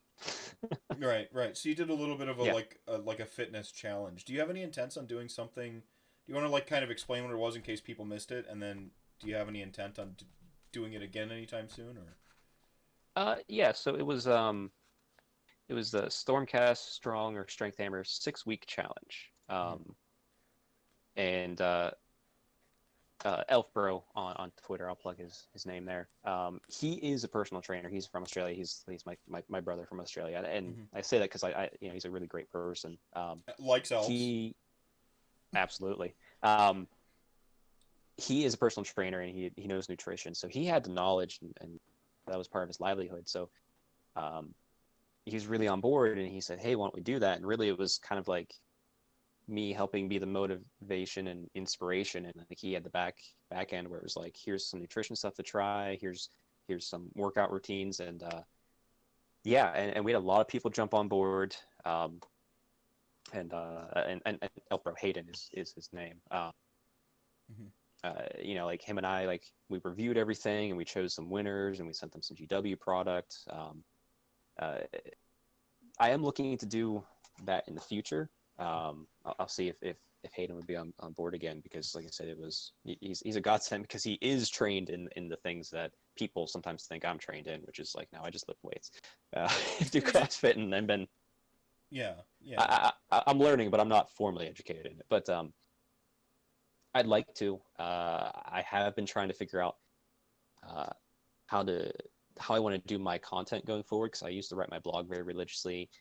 As you were talking to me earlier, like I have a YouTube channel that kind of had a false start. I really enjoyed it. It's just, you know, life gets in the way. Real quick, trying to figure some stuff out. I demand an apology. You once said the only way you drink your coffee is black, and I saw creatine powder go into that coffee, so I'm calling bullshit. Actually, anymore, I have more cream than coffee, it feels like. So you can call it. I'm sorry for. I'm sorry. Yeah, I like you. I can't argue that. I can't argue that. Coffee shame me, and like, oh, you know, no. No, that was actually, like, I watched that video, because I mean, I don't really do research, but sometimes I see stuff. I watched that video. That video is actually, like, really great. Have you cleaned the corner out, by the way, in your hobby space there? Or is it still, It's an ongoing process. It's a lot of crap. Because I mean, the goal downstairs is to have my hobby space, which I have a hobby space set up, but I also want to have the other half of my basement to be my home gym. So that's going to be the goal. And then like that will especially, you'll see lots of videos, because like my YouTube channel is going to be very much a blend of Warhammer stuff and fitness stuff, but it's going to be a focus on like more entertainment. You want to see someone paint some great, if you want to see someone paint some great models, learn how to paint better, it's not going to be me. You're going to see something probably funny, hopefully get entertained for 15 to 20 minutes at the longest, 5-10 minutes at the shortest. That's my overall goal. With that, because I like doing that. I like entertaining. I think, and I'm very much on the entertainment side. I think I apply my knowledge of like journalism and the reps I've put into broadcast before I made this show to this show, but I'm very much on the entertainment side of things. This is for entertainment. RantCast is something you put on the background when you paint your models during your commute. You just you just need some Age of Sigmar and Age of Sigmar banter and get to know people in the community. This is what RantCast does. But like one hole I see in the Age of Sigmar entertainment market is we need more sketch comedy. We need more bits. We don't have nearly enough channels doing bits. And the first thing when you did the coffee, just standing outside ponderously, like that sort of humor, I'm like, we could really benefit from just like the pure entertainment. Yeah, I really want to do that, and like I said, I haven't given up on any of my content. I'm just trying to get the space set up for that and figure out what I want. I just traveled recently for work, and I was listening to a bunch of fitness podcasts that were talking about kind of like that sort of subject, and I kind of had to take a step back, and I think why like my content is kind of stepped down is like I kind of lost track of the original intent of it, which was like you know, like love and passion and happiness. Sure, that's there, but like I think anyone that's in the gym that I see that's picking up weight, but they would enjoy Warhammer, and anyone playing Warhammer would also benefit from picking up some weights and moving it around. So it's kind of like a back and forth that like I think the worlds can combine, especially mentally. Like they really can play into each other because we have the same focuses and same goals. Like I'm not same goals, but like same. You know, we set a goalpost and we go for it type. Yeah. There's a lot of that especially with like the getting your army ready or getting your hobby up to snuff. Excuse me, ganked my daughter again. Hello, Lily. No. Yeah, you need to go tell your mommy about that. Okay. No, mommy just touch my pants. Okay. And I make the mama. Yes, I will help you in a minute, please. Okay. Oh boy. Oh my sounds, gosh. I can't see the video, but it sounds adorable. She's wonderful. She's like they talk about. I'm sorry, another freaking tangent here. Like she is very distinct from my son when he was that age. She is driven. She knows what she wants. He was super chill. She's just like, I want this. You're gonna do this now. Like I garbled English to make you do it. I'm just like, all right. You just kind of have to be like, yes, yes, daughter. But yeah, back to the like. I think it's an interesting take that you have like you actually see the commonalities between like people in the weight room and people on the table. It's really it got really evident. Like I didn't see it until I started really getting into the fitness end of it. And I've done some blog articles called Life Lessons in Wargaming, which is kind of it's usually looking at like an athlete, whether it's Arnold Schwarzenegger or what have you, and seeing how if you take the mentality that they use to succeed in their sport, it translates so well to not only Warhammer goals, but just life goals in general. Like I'm a very big fan. You need to have a goal, whatever it is. Like you're gonna have long-term goals, short-term goals, but you need to work towards something. Otherwise, you're not going anywhere. That's just the truth of it. Like with weightlifting, like I'm chasing Them higher gains. weights on this. Yeah. Well, not like well like is it physique? Is it just lifting certain weights? Is it like like body composition? And then like like I also have an army I want to paint. Like in 3 months time I may be able to deadlift 500 pounds and I'll have a painted Slanesh army. Like, but it's the same motivation that I could use it to get there. But it's just really the other thing too about like the fitness. What's really has helped me is just it is such a release. And I'm not one of those guys in the gym where I'm grunting and screaming. Like that's not my personality type. Mm-hmm. Like I will hit a PR, a personal record, where I'll pick up more weight in this type of lift than I had before, and it's not going to be like me screaming and like throwing my belt everywhere. It's going to be me going, "Yay!" Like it's just like I'm thrilled, but like it's like I might be more physically reserved, but it just ties so directly, and I really think people like set a goal for fitness too. They start to see that, and then in fitness, you can see changes so quickly and so early that you then go like, oh, well, I can set these goals and I can see how I'm changing and how my body is physically changing and know that I can make effect. And then and it goes to like you said, anything in Warhammer, like I want to be better at the game. Like, okay, well, you're going to have to put in lots of reps of games and you're going to have to go lose a lot and you're going to start winning. You'll start winning a few more, then you win a lot more. And it's the same type of thing. See, I don't know much about weightlifting, but I do know about like getting better at competition.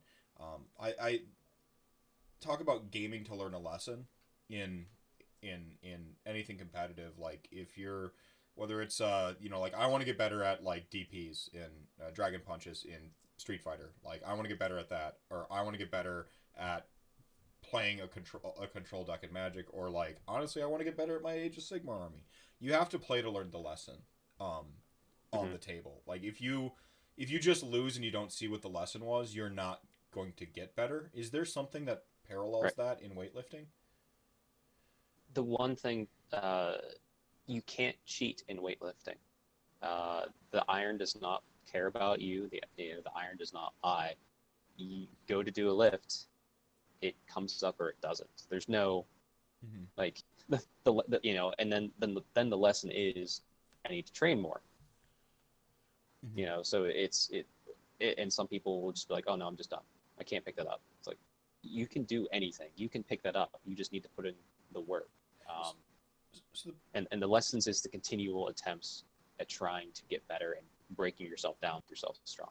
So the parallel might actually be like the physical bar doesn't move in weightlifting. In gaming, if you're on that, I think the way I see it a lot in Age of Sigmar is people like, I'm a 3-2 player, I want to be a 4-1 player. I'm a 2-3 player, I want to be a 3. The bar not moving is constantly getting that 2-3 or that middle finish, and now you want to be on that 4-1. You're not going to get there dishonestly, really. Like angle shooters and cheats, I don't think get very far because you never learn the actual lesson of how to play better. You run into the true quote unquote like monsters of the top tables eventually, and they will just beat you. Yeah, it's like I said, it's hard. It's hard work. Whether you're trying to get stronger physically and reshape your body, or whether you're trying to get let's use competitive gaming. Just stick with one sort of analogy for Age of Sigmar. You're going to have to play a lot, and you're going to have to lose. And in both of them, whether you're trying to like reshape your body or get better Age of Sigmar, you need to get comfortable with being uncomfortable. It's not comfortable to lose a game of Age of Sigmar. Like, sure, it's not the worst thing in the world, but like if you're losing over and over and over again, it's not.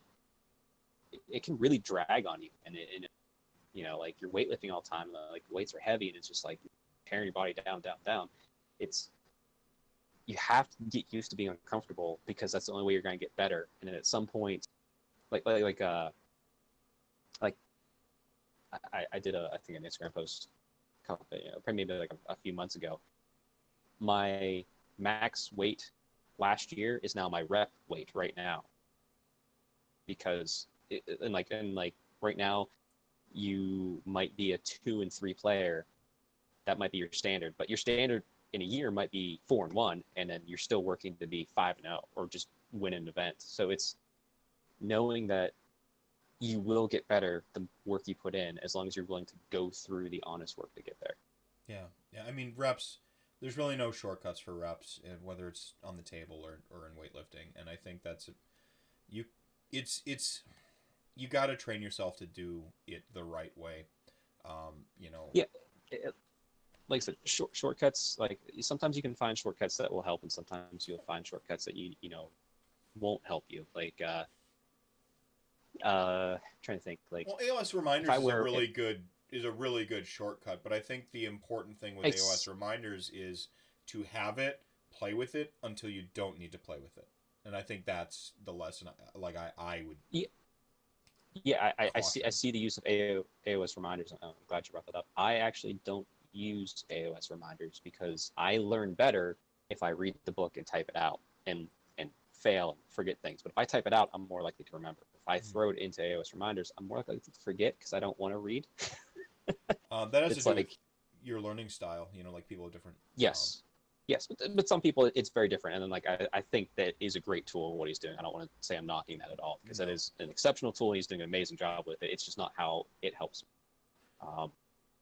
But like I can throw in a weight belt to lift more weight, but am I doing it because it makes lifting the weight easier because I'm not bracing right, or am I wearing it to brace correctly so I'm not injuring myself? It's like you can kind of cheat, but you don't want to cheat that way. You want to make sure you're being safe and lifting stuff appropriately. Like I think someone told me long ago, like anyone can pick up 100 pounds. Not many people can pick up 100 pounds correctly without hurting themselves. Anyone can play Age of Sigmar, but not everyone can play Age of Sigmar and not miss their rules up. I guess I don't know. That might be a weak comparison in a way. No, it's a fine sort of general look. Trying to learn in different ways unlocks secret powers, says Tristan from chat.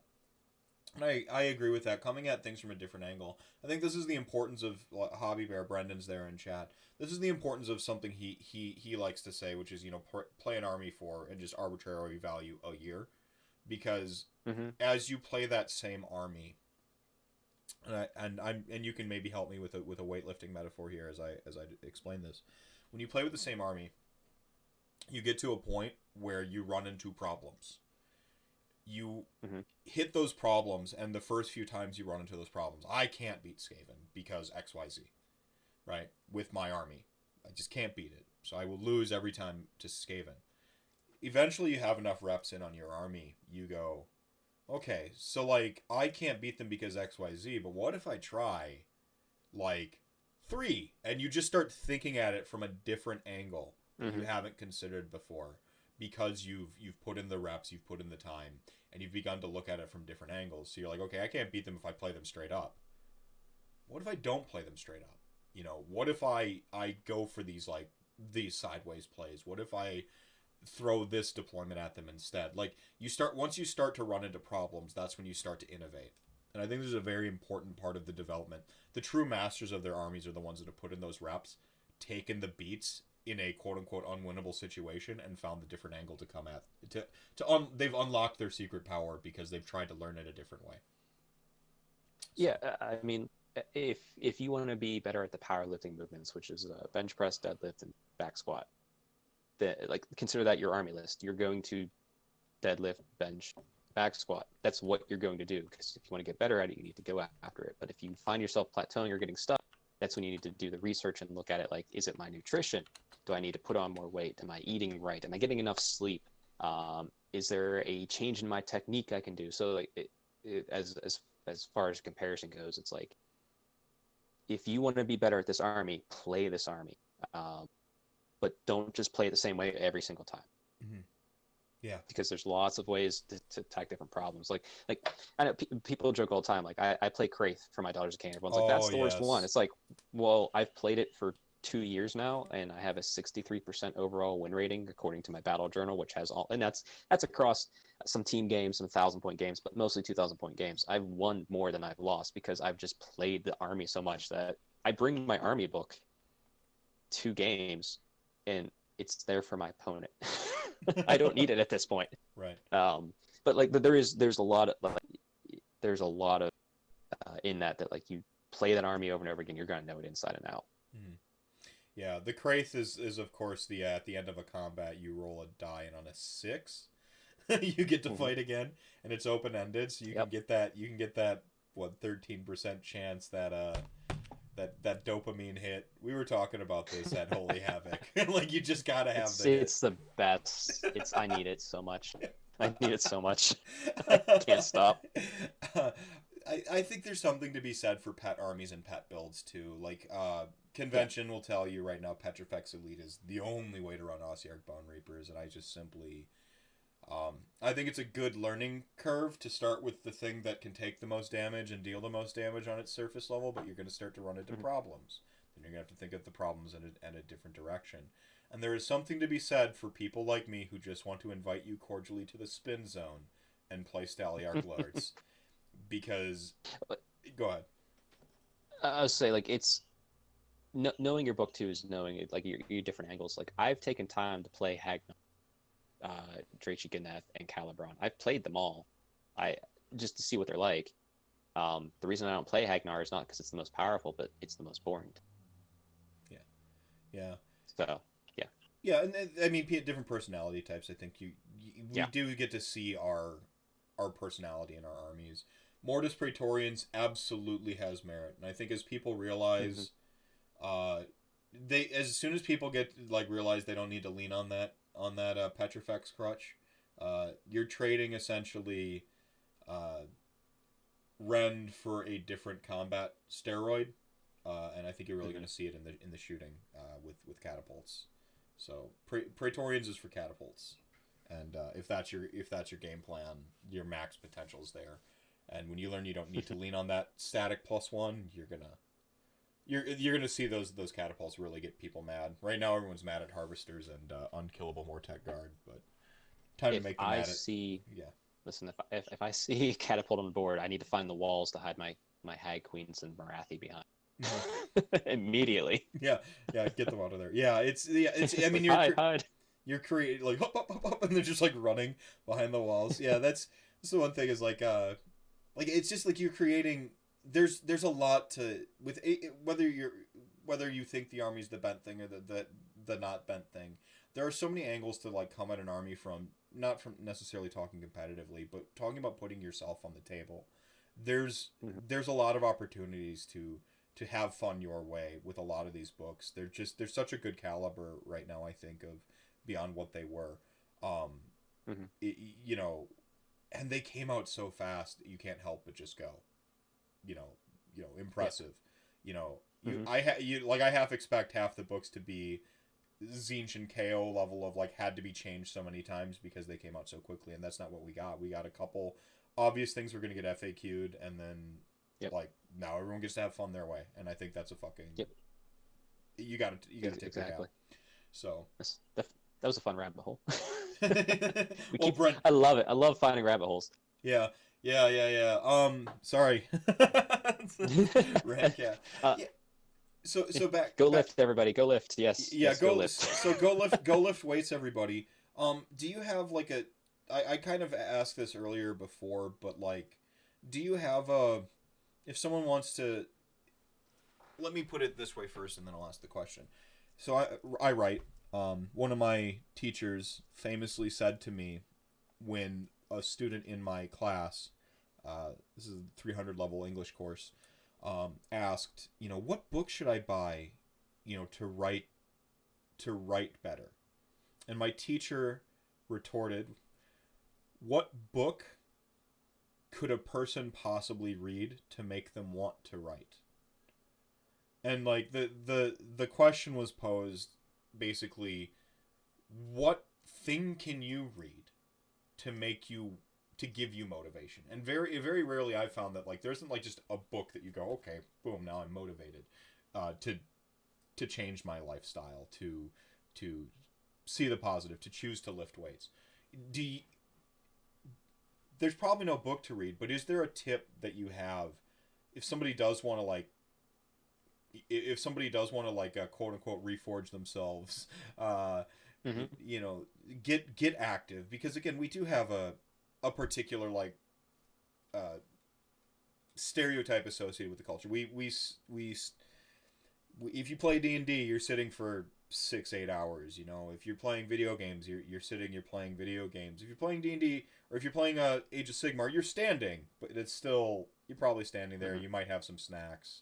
Like how do you find some balance and get out there and get active? What's the motivation is fleeting. Motivation is useful. Motivation can get you started. Motivation won't get you very far. I have a few motivational things I listen to very regularly. One of them is Arnold. If you go to YouTube, Arnold Schwarzenegger, Why I Succeed. It's about a 10-minute video.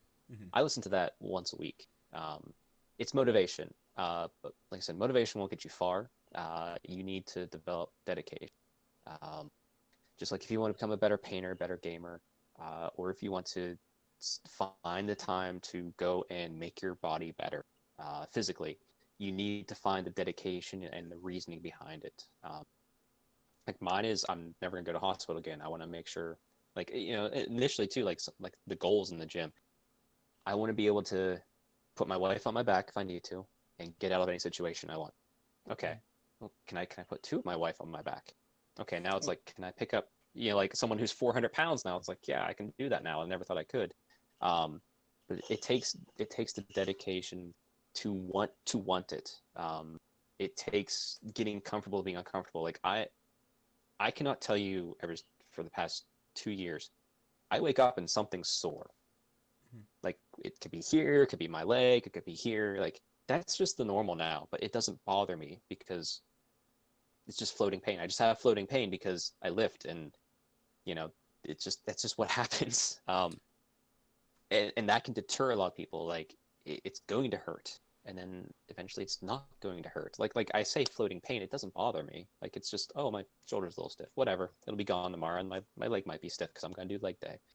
But yeah, you have to find the dedication to really get where the point where it's going to be useful, and it's going to actually give you physically long-lasting effects. Right. I mean, you have to get a concrete. You have to find something concrete. Yeah. Goals I found work best when they're specific. Yes. Esoteric long-term goals are decent. But you got to have something, and this is something I very recently learned that I've begun to adjust my life around, and I'm still in a transitional period. But giving myself not easy goals, but like concrete, I know how to get there goals. Like it might be difficult. Something like, I'm going to record RantCast with Chuck. Okay, now I have to ask him. Now I got to schedule it. I got to, like, giving myself this thing. Now I get that out the way. Well, then, to have something concrete and specific, I find helps a lot more. So if your goal is to get healthier, it can't just be my goal is to get healthier. Right. I think you need to have. Go ahead. Yeah. You're absolutely right. That's kind of dooming yourself to failure. Have a goal of I want to be able to walk a mile without being winded. Then, and honestly, by the time you're near that goal, it's going to be like I want to be able to run 100 meters without being winded. Then you're going to be like I want to run a mile without being winded. Or it's like then it might be like I want to lose 20 pounds. It might be I want to improve my diet and stop eating so much carbs and focus more on this. Yeah, specific goals are absolutely essential, without a doubt. Yeah, so with your just to use your like I want to walk a mile, like you're getting healthier. I want to walk a mile without getting winded. But the goal is giving you a blueprint how to do it. When you want to walk a mile, what's it saying I have to do? That goal. I start by walking a mile.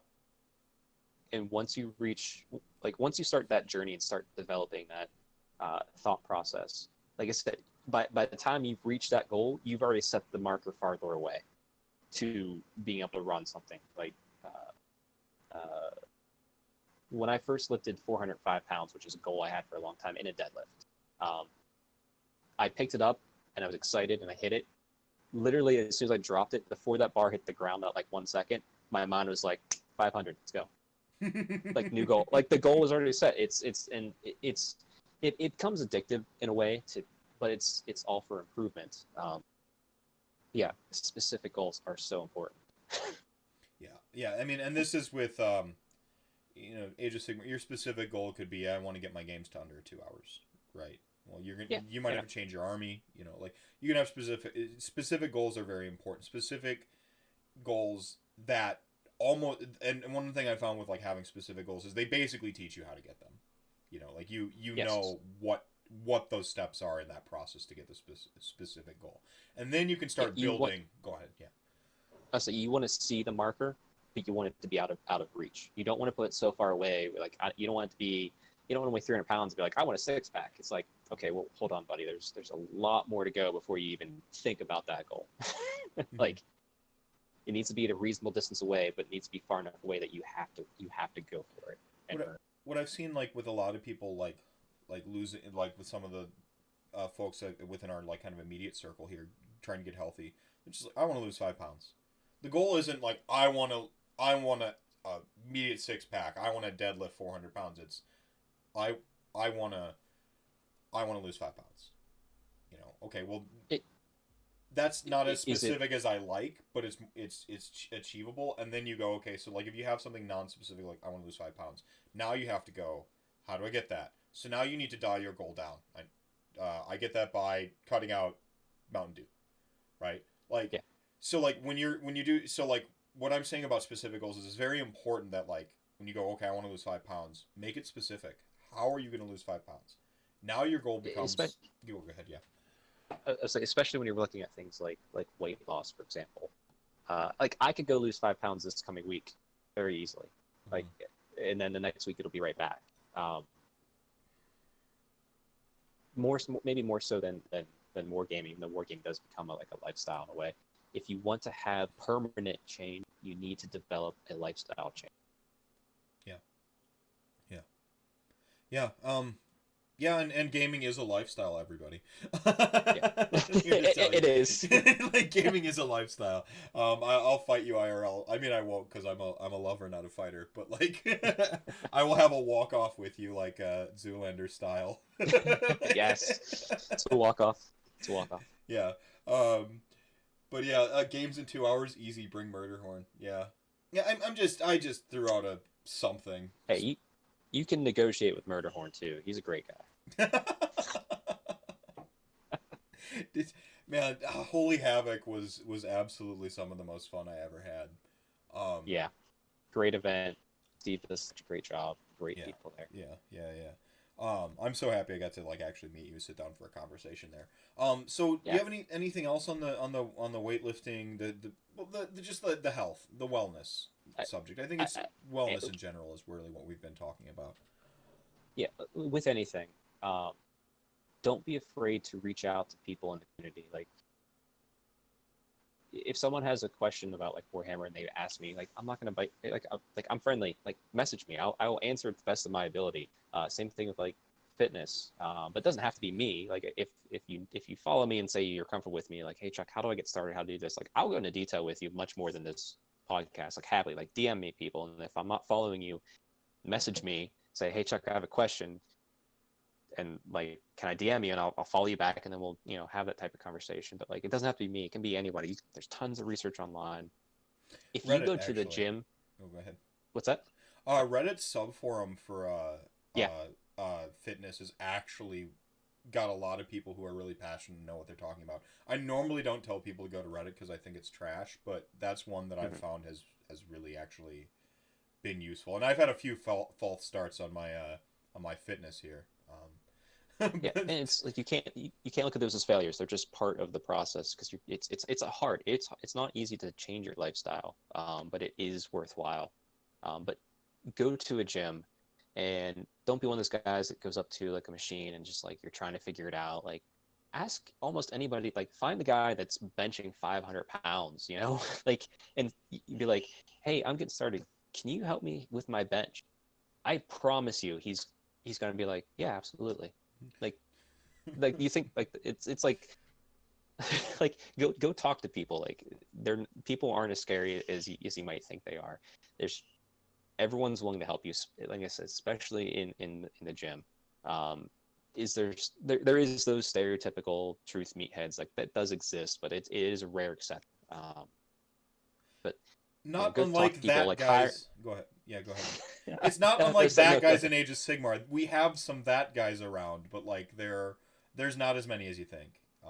Yeah, everyone is more friendly than you're thinking in your head, and people want to help you. Like, anytime someone comes to the gym and says like, hey, can you teach me how to deadlift because you deadlift really well? I'm like, absolutely, I would love to show you, because it means you're gonna get stronger and I get to make sure I'm doing my stuff right, and it's great. And it's like, and you're always learning. Like, no matter where you're at, you're always learning. So just go talk, go research, and just don't be afraid to ask for help. Like, that's the same thing with Age of Sigmar. Like, ask, like, like Vince, you could ask him any art question, he's going to answer it for you. He wants you to be better. You could ask so many people about competitive gaming, they want you to be better. It's all about helping each other. And the last thing I will say, and it's in their connection, like, if you want to be a better war gamer on the tabletop, play people who are better than you. Yes. If you want to be stronger in fitness, whether it's running more or lifting more, you need to work out with the people who are better than you. Like that. Like, if I want to lift more weight, I need to lift with people who are, and I do. I lift with people who are lifting much more than me. Because it does two things. Like, it helps you pick up techniques, see techniques, get encouragement because they've been what you're going through. And also with weightlifting specifically, like, if you see someone deadlift 900 pounds, like, you can't really like believe it until you see it, type of thing. But like, you're like, you see someone do it, and all of a sudden you're like, I can get there. Yeah. I mean, and that comes to, I think it's making it practical. It's making it achievable. You're not, when you have real people around you completing these real feats, you have to take the mental and make it real. I think it's very important that you do that when you're setting goals. AOS coach here actually. Part of the reason I had my renaissance, my personal renaissance, actually has a lot to do with some advice he gave me. And he's kind of talking about how it's important to not forget your why. Why why lose 5 pounds? What does it do to the quality of your life? You said your why when you were talking about how much you could lift. You're like, well, my why is I want to be able to carry my wife out of a fire or whatever. Like, the why is, it's important to like quantify what changes you want and why do you want them. And I think in all cases, and that may change over time. Yeah. And it's okay. Yes. You're like I want to look better to impress, impress somebody. That's why. It's still a why. Like, no matter what the reasoning is, it's a why. It makes you want to go for it. Yeah. It's I want to be better at Age of Sigmar so that I can hoist the trophy and or swag all over my enemies. Yeah, like I think it's important to be specific with your whys. By the way, I think it's very important with your motivations and your goals. You want to give yourself specific stuff. I fell into those traps for so long, writing a book. I want to finish my book. That doesn't help me in any immediate.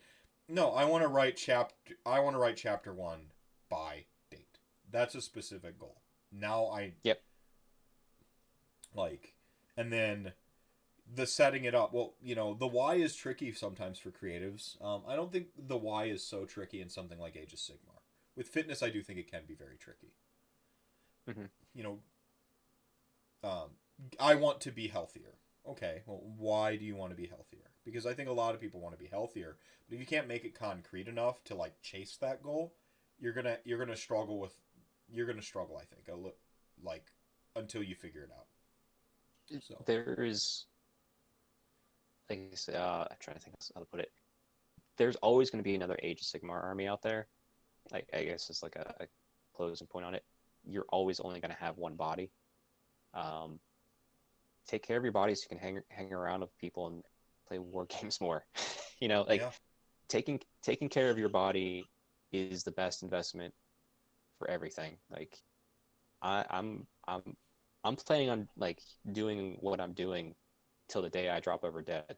Like, and that's including weightlifting and playing Warhammer. So, like, that's the goal. That's a reason. So, I just can't, like, everybody can find time in their schedule. Like, everyone can do it. It's just, sit down, take your time, write out why you want to do it, write down your goal, and figure out where you can do it to start doing it. And, if you start small, and then eventually you might make more time. It's a incredible worthwhile investment. Since I started doing it really, like, involved a couple years ago, like, the only downside is I need to buy a bigger bed because the queen size bed, my wife is getting annoyed because I take up too much of it. Like, that getting too swole, like, bro. I'm slightly more uncomfortable on an airplane. Like, like, oh no, there's downsides, but it's like, but I but like the being, I'm trying to there's a podcast, Mark Bell, and he says strength is never a weakness and weakness is never a strength. And it's like it's so cliche, but you're like, it's true. Like, there's no downside for me being as strong as I am right now. There's zero downside. And I feel so great for it. So, and take it to the level you want. Like, I'm taking it to a different level, but like that maybe some people want to, but just like even just basic stuff will improve your quality of life, including to the point. This can be a direct influence to those 2-day events, playing at the table. If you deadlift and squat, even some light weight to build up the posterior chain. The hardest part about playing our war game is the fact that our tables are usually lower and we have to lean over them so much, right? You get back pain because your body mechanics are off. But if you deadlift and squat and build up your hamstrings and your glutes when you're leaning over, if you pinch your butt cheeks. If you squeeze your butt cheeks when you're leaning over, it's going to take all the muscle tension that's normally on your lower back and put it on a bigger muscle group, which is going to be your glutes and your hamstrings, and you will not get worn out. I'm so happy. Go ahead. I mean, you can do that. Everyone can do that now. Like, that is just a great tip. But like, if you work out, it makes it even easier. Like, that's how I was running, like, back when the points allowed it, 210 witch L, and I was fine. like I'm leaning over because I've done enough deadlifts and squats that I could take the pressure off my back and put it on my glutes, which it's a bigger muscle. Thank you for answering Dr. Alex Mylonis' question with like practical knowledge and not just you can sit, dude. No, there's I mean, that's the thing is like we joke about the keto thing and we got the meme out the way early, but I think it bears repeating that if you are healthier, the brain and the body are connected, and you're going to see those ramifications. I'm not going to say it's going to take you from being a 4-1 player to gold medal 5-0, like, but you're going to notice positive change over the course of a weekend. And like, if it's not something you want, like if it's not like you don't want to be healthier, you don't want, this isn't, if you're happy fucking like slinging dice and drinking beer, like you're already living your best life that way. Nothing, no. Yeah, more power to you. Yeah, do it. This is not gonna stop you. Yeah, no, like this, that I'm not. I would never. I am a person who imbibes of the sweet nectar at the of a good brew at the table and plays my games. Like, I'm that category of player. But like, if you personally, man, I'm getting back pain. I'm having trouble standing all weekend long. You might need to make some physical changes in your life and get a little bit healthier if you want to keep enjoying that. If you want to keep enjoying the hobby, and I'm not going to body shame or beer shame or any of that stuff anybody for how they enjoy their game. But if you're noticing, when is something a problem? When you notice it's a problem, right? When it's a problem, and if you have those problems, then it's. I hope you can take some strides to just improve your life a little bit. Mm-hmm. I think we can all stand to be a little bit healthier in general. My thing is no weekday drinking. It's the weekend, so I'm allowed a few beers to a tree. Yeah, but no, that was a lifestyle change I made, and I've broken the rule 3 times in the last month. But I know it because I've been specific with my goal. No, changing, cutting chips out your diet. Just simple changes you'll feel a little bit better as you go along and stuff like that. Or, man, the dopamine hit you get from eating them chips, fucking keep eating them if that's what your life's about, man. Like, again, no shame on this side of it. But I can say the dopamine hit of picking up a lot of weight when you didn't think you could, that's a pretty good dopamine hit too. Right. Yeah, and being swole as hell is just like, we all know the memes, and they're memes for reasons. Like, do you even lift, bro? Like, don't you want to be able to say that unironically to somebody one day? Have you actually thrown any fitness shade at people at the table in good fun? No, actually, I haven't. No, apart from smashing their hands so that they can't move their models, you haven't. Yeah, just crush them. Yeah. No, I haven't thrown shame, but maybe I should. I couldn't do it to a stranger. No, because, no. I don't want to. But if that's their first gaming experience, I don't want to just be like, we only lift here, buddy. Yeah. But tell you, if me and you end up on a table. Yeah. At Adepticon, I'll throw some shade your way. We'll Sounds have some good. fun. We'll smack talk. Yeah, that's a deal. So I know you'll throw it back. Right. That's part of my game. Well, I mean, there's that moment when you meet somebody, and it's great. The longer you play tournaments and you interact with the community on Twitter and stuff like that, you build a rapport, and so you're able to add smack talk to your game. I do not encourage you to walk up to the table and just start throwing shade and smack talking people. That's not my take when I joke about how I like being a villain and a bad guy. That's not my take.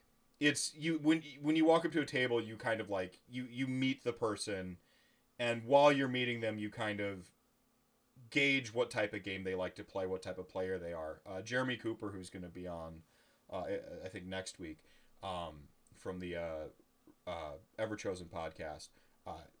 We hit it off immediately. We knew we were going to have the type of game where we were talking a little bit of trash along the way, nice. Cheering big events. Same thing kind of happened with David Griffith. I didn't even know who he was. I didn't know he was the NashCon guy or any of that stuff. I just was playing this guy. Yeah, go ahead. That's a guy with a glorious beard. Who is he? Yeah. I was just at the table and playing him, and he just had the persona too, and we just hit it off. There are players that you can gauge that at the table. So again, the take isn't start talking shit to people, by the way. I joke about, but now the gauntlet's down. If you don't talk shit in our game, I'm going to be upset. I will be. I think the most smack talk I've thrown around was whenever I was playing the pickup game with AOS coach at Adepticon, and I threw shade after we played not shifting Greasy Goblin, essentially where it's gonna jump all over, but he legit beat my Witch Elf horde of 180 Witch Elves with his goblins, and I was I was random. You only won because it's random, but no, he legit beat me. So there's smack talk, but you have to know when you lose to own it. Right, and that ties. Yeah. He took his goblins and he held up my entire Witch Elf army and won, and I'm just I'll get you back, Anthony. Don't you worry. The horde's still around, but but yeah, it is fun, and I'll get some smack talk ready for you. Don't you worry. All right, you can write if you need to like write your material on your palm and then like ahem, like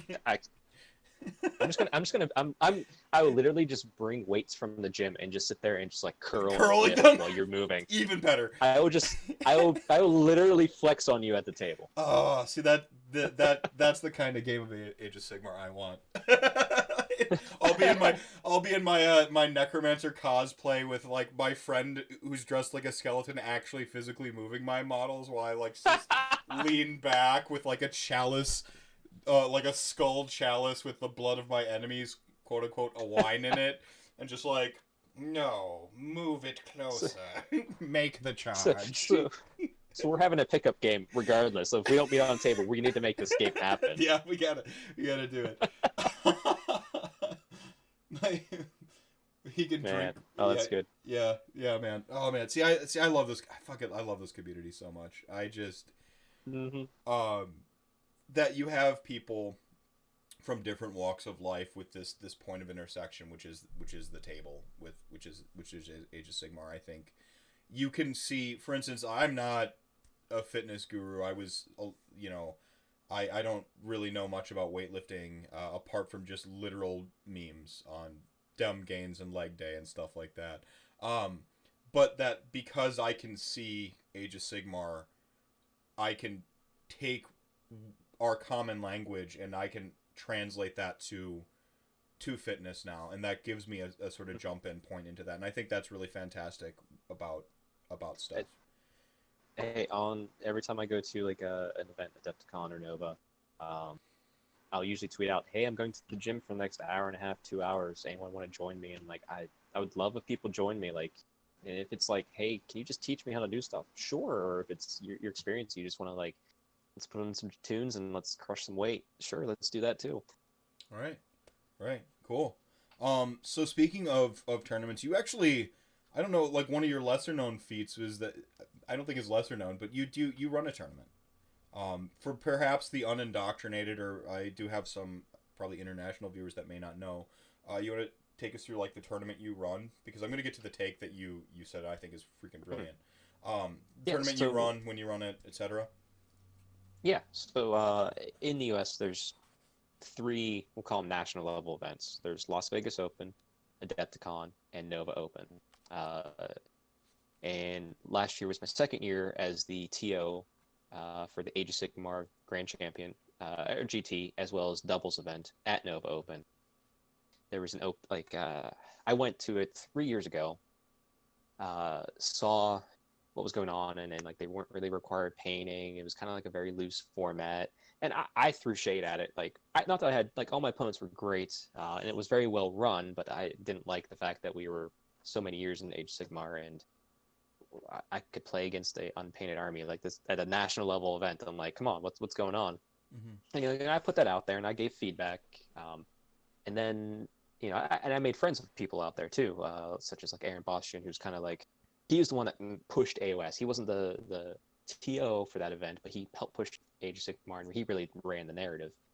Well, next year the TO he couldn't make it. He wanted to step out. So Aaron, knowing that I threw shade, called me, and it was kind of like, put up or shut up. And I was like, you know what? Yeah, but I mean, yeah. I will do this. I'll run this event. And I did it. I had some flaws and learned a lot. And then, yeah, so like I'm ITO, one of the largest Age of Sigmar events. It's definitely not that. I think we still haven't cracked 100 players, but it's at one of the 3 largest conventions in the North, in America. Yeah. I mean, Midwest Meltdown's technically it's standalone. It is a dedicated, and that sucker is huge now, man.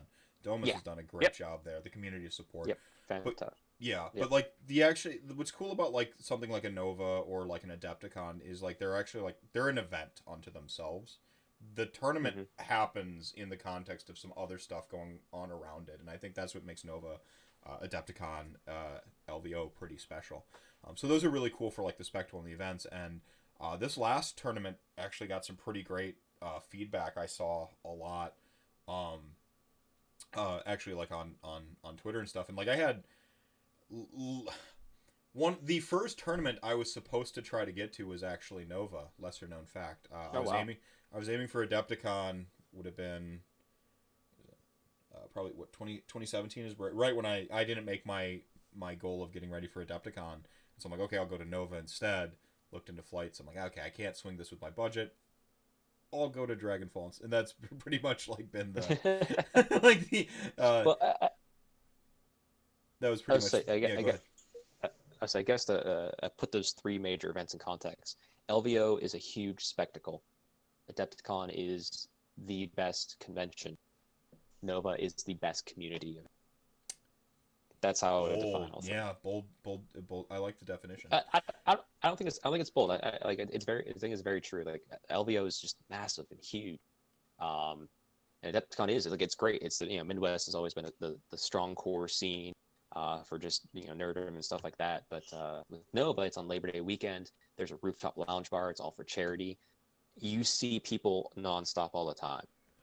So it's very much community is the core aspect of that one, more so than anything else, because there's no like people going this way and people going the opposite way because everyone's going different directions. It's people all go to the same spot and hang out for a weekend.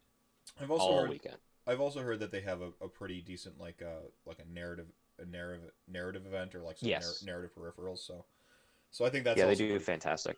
Yeah. I guess the take that you said that was like a lot of the advice I heard when I was out of my depth trying to run a tournament was run the event you'd attend, right? You actually have the anti-take on that. I received that same advice. Run the event you'd want to play in, and I still think that is great advice for anyone starting out. I learned that it wasn't the advice that works for me. I guess I should say that. I ran the first event. I was woefully unprepared mentally. Got through it. There were some hiccups, and I did my best. I had great help, but I take full responsibility for any mistake that happens at any event that I run. And I'll give 100% credit to all the people that helped me out run it. So, because without them, it wouldn't happen. But mistakes finally, fall on me. But I had a lot of people they gave me feedback. They really wanted Nova to succeed, and they put their trust in me. Even though like the first year was probably wasn't a perfect year for sure, but it wasn't an awful year. It was just like, hey, we'd like these things change. I took notes and I said, okay, next year I need to make a better event. I helped out last year at Adepticon Alex because he's incredibly successful TO, knows his stuff inside and out. And I was helping him, and I was there to learn, and I learned a lot. And and then talking to other TOs like Scott Reed from who runs LVO at AOS, and he was actually at that first Nova, and he was giving me advice along the way. It was great. But I learned that it's kind of personal. Like if I wanted to run the event I wanted to run, it was not the event that the people that put their trust in me wanted to come play. If I wanted to run the event I want to run, I'd run an event that'd be like a mix of Holy Wars, Holy Havoc, and Realms at War. And I might try to run that in my local town in the next year. I'm kind of already looking to do that. That's the event I would want to run and play in. Like that's the event I want to play in. I kind of made a decision like I want to give the people who have put their trust in me the best event that they want, and they want to do more competitive events. So that is kind of like the anti-take is I'm not trying to run the event I want to play in. I'm trying to run the event that these people want to be at because they put their trust into me, and I want to give them the best version of that because I've really taken a love to figuring out how to make that happen for them. That's where I found my love for this event. Because like I said, if I wanted to run my own event that I'd want to play in, I'd go run a narrative event. But I still love running the event, and I love the rules, and I love all that. So I want to give them the best I can. See, I think that's a really cool distinction. Is like you just essentially described know your audience, right? The audience, you walked into a thing where like the audience is there, and you noticed it, and you said, "This is what it takes to be better." You gave yourself some goals, and now again, this last one I heard pretty much nothing but rave reviews for. So you must have corrected course and.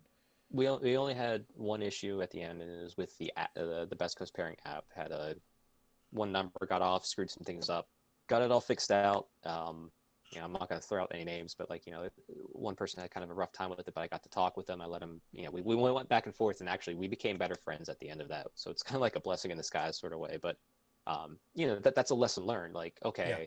I need to figure out how to make sure BCP can't fail by doing, it's like I'm still going to use BCP. I'm going to change it. I'm going to do some things off of it and just input it at the end and make sure that doesn't happen. But I had such great help this past year too. I received more feedback of what people want, more granularity. They want, they want more this, they want more that. I'm like, okay, I'm going to give it to them. I have about 2 pages of notes I took in about 2 weeks after the event from just talking to people. The feedback back was fantastic.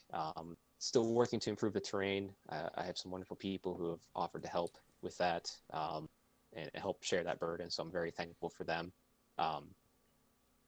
It's the one thing that caught me off guard, like during the last round, I was running around answering questions because it's the last round. Like people are like trying to make sure they get everything right because like placings matter. Mm-hmm.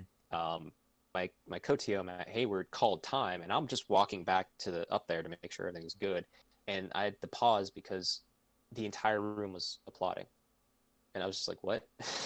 People do that at events? Like it was very, very fulfilling, very humbling that they enjoyed that much. That people clapped at the end of a 5-game Warhammer event. Like it's still hard to believe it, but it reinforces that I made the changes they wanted. I want to keep making those changes that they want to see, and I want to keep giving them a better product. And like I said, that's not the event I want to run, no, I'm sorry, that's not the event I would want to play in. Yes. But it's the event I want to run for them. Yes. Yeah. Very important distinction there at the end. And then we've got some little bit of banter here from Brendan here in chat. He says only witch elves allowed. That's the Chuck TM event. Ooh. And, no. No. Everyone brings their models, and Chuck brings witch elves, and you just lose. That's the Chuck TM event. That's the Chuck TM. Yeah. All the witch elves are mine. Yeah. Oh man. I'll tell you about a take a friend of mine, Nick, we're trying to make happen for Brendan here. You aren't a TO until your hands have bled from Azurite ruins. So, quick tip, if I can get out here. Got it from Domus, who was the first one I think to do tons of Azurite ruins. I was the second, and then Anthony, AOS coach, and then Clint from Heralds of War. So I have athletic tape. Tape your handle, and you also tape your hand. Tell you what, I went for hours. My hand was pristine because of that.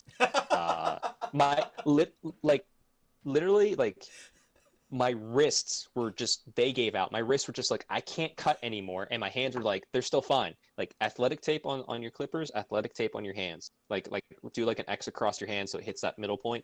You will be great. You will go until your wrist gives out. Why do I actually imagine you in a retrofitted like squatting rig with just Azurites runes around you in like this, like the proper lifting posture, except instead of like lifting, it's just like dude, and you're just like clipping all the Azurite runes. I did okay.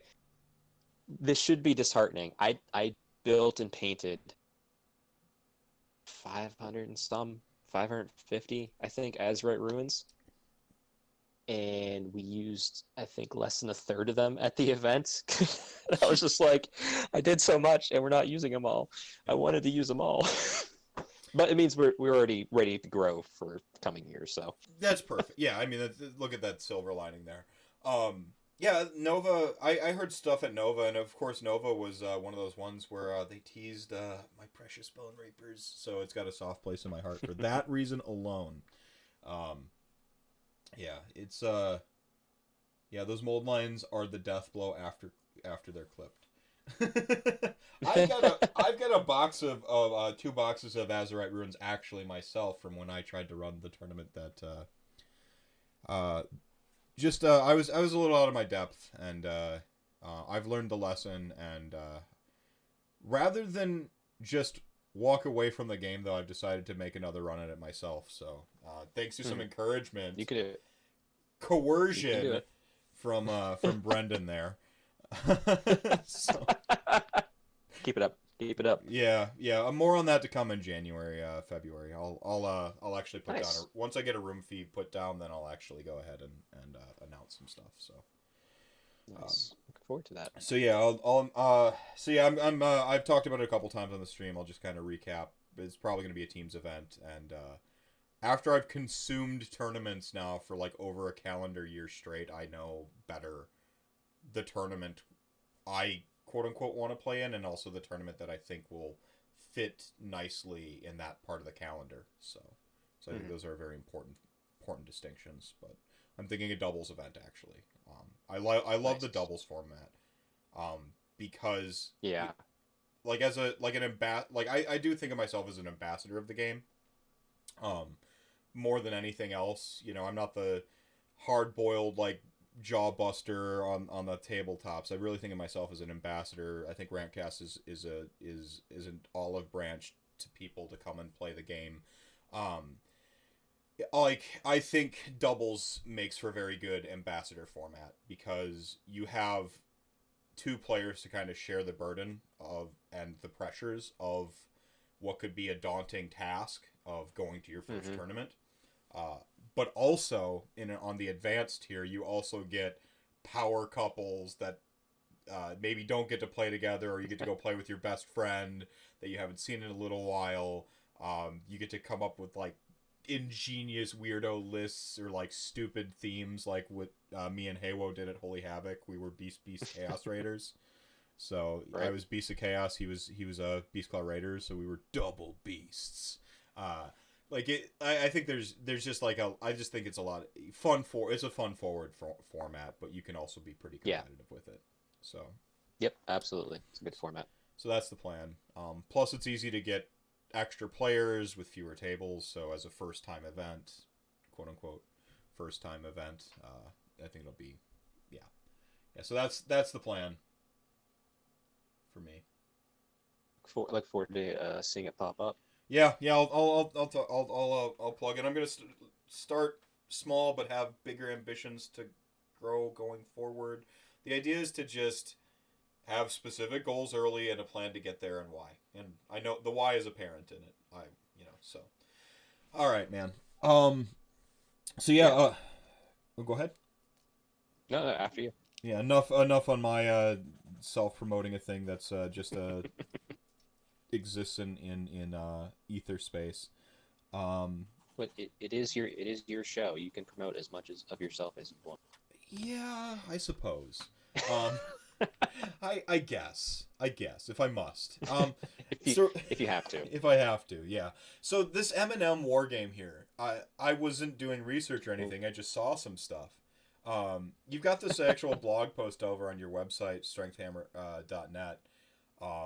And December 6th, Friday 2019, sitting right up here front and center. Hey everyone. Well, you take me through it. I'm not going to read your blog. You don't have to read it verbatim, but just what I'm looking at here. So it was a game taught to me by one of my grandfathers. In hindsight, it's probably just a way to keep me quiet because I don't have any war gamers in my family. Like I think I have a cousin who war games now, but like no one in my none of my ancestors were war gamers that I know of. But essentially, what it is you take a bag of M&Ms. You can split all the colors out, so blues, reds, yellows, browns, greens, and oranges. So there's 6 colors. So you can have anywhere from you can do it as a solo game, or you have up to 6 players. Essentially, everyone takes an M&M, or you take an M&M of each color, and you roll it in the center. Like you just drop it down. If it lands M side up, it lives. If it lands M side down, it dies, and you eat it. And you just keep doing that until there's a last man standing, essentially. And there's advantages. So if there's only one survivor in a round, then they have an advantage. They don't need to roll an M&M in the next one, which kind of helps. It's kind of luck based then because you don't always get the same amount of colors in a bag. So it's just a fun way, and it's just how I've always eaten M&Ms. I never really thought to talk about it, and then it came up randomly when talking at dinner with Tom Lyons, and and my buddy Matt and a few of Tom's friends, and they're just like, "This sounds really interesting." I'm like, "It's the little game that my grandfather showed me, and it's just how I eat M&Ms. Like, that's just how I do it, because it entertains you for 5 minutes." Why do I have this mental image of every time you crack a bag of M&Ms, you just sitting down and you can't eat them without, like, you can't eat them on an airplane unless you can pull the tray down because you have to be able to flip the M&Ms. Like, it's just a fun little game, and it's to me it was something that my grandfather showed me, so it's kind of like that, like, nostalgia type thing. But like, yeah, it's technically a war game. I don't eat M&Ms a ton, but when I do get them, like I got some today for Secret Santa, I played the game. Like, I'm just rolling against myself, like which color's gonna win. oh man, Yeah.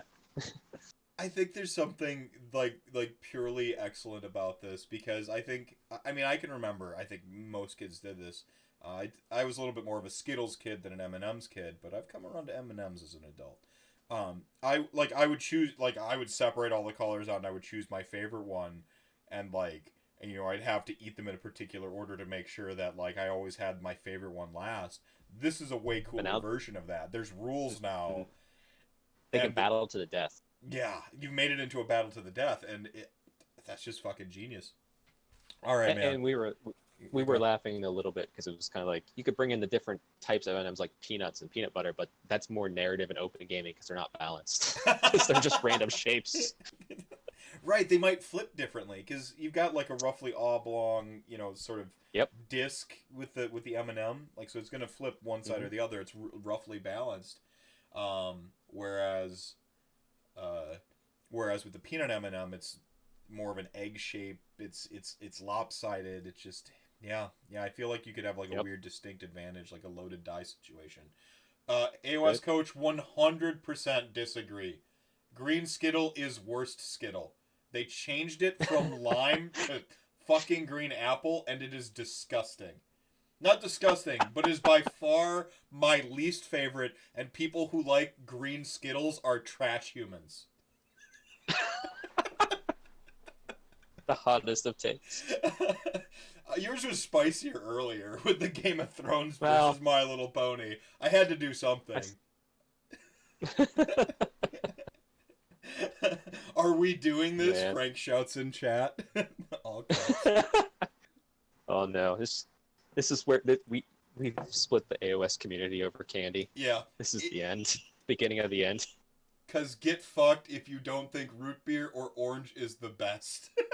There's no root beer Skittle. Where's the root beer Skittle? What the hell is wrong with your flavor palette? It's purple, by the way. Just like purple is best color to put on your army in Age of Sigmar, purple is best Skittle. Everyone knows that. Artificial grape flavor is best artificial fruit flavor. I think my favorite flavor is blue. Blue? See, that's the thing, is like artificial grape flavor. The color blue. The color blue? That's the thing, is like artificial grape isn't grape, it's purple. It tastes like purple. Yeah. It's purple tastes drank. Like purple. Yeah. Yeah. Purple drank. Also don't eat that much sugar. It's poisoning you. To get back to the strength hammer. Strength hammer. Well, no, sugar. As much as you can. No, sugar really is like very bad. It's and the lobbyists for sugar are practically 100% responsible for, not 100%, like obesity and like low quality of food. There's a lot of factors that have gone into like our increased obesity rates as a culture. But it truly is a drug. Like it took me a while to wean myself off, but like I had withdrawal symptoms cutting out sugar from my diet. Like I still have sugar on occasion. Like every once in a while, like I will have a candy bar or something. You will crush some M&Ms in battle, like I will crush M&Ms in battle. Yeah, but like legitimately, like, and then you have withdrawal symptoms, and then once you get off of it and you're not on it for a while, if you have like that type of sugar again, it tastes awful. Yeah. It usually tastes awful. It's an addictive thing. So yeah, sugar is bad. Right, and I was speaking in hyperbole before, but really sugar lobbying, like for instance, like the labels on your food products, they have to list the percentage of your daily intake on every one of those components, except for sugar, because sugar industry fought so hard to keep from letting you know that it takes minute grams of sugar to be at 100% of your daily intake for your diet. Yep. It's things like that. So like sugar is bad. Any of your like, sugar, and then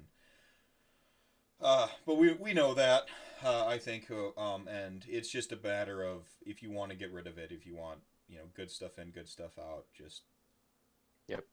shifting, setting goals, and following through. One thing I found as a struggle that I don't think we touched on is, if you are in a family, like you have kids or a significant other, lifestyle changes for yourself often involve lifestyle changes for those in your immediate vicinity. And this is one of that is very true. This is one of the harder things.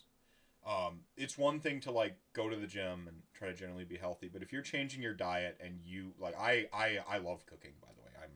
It's one of my other passions is I love cooking. I love, freestyling some recipes, looking up recipes online, doing my take on it. I fucking love to cook.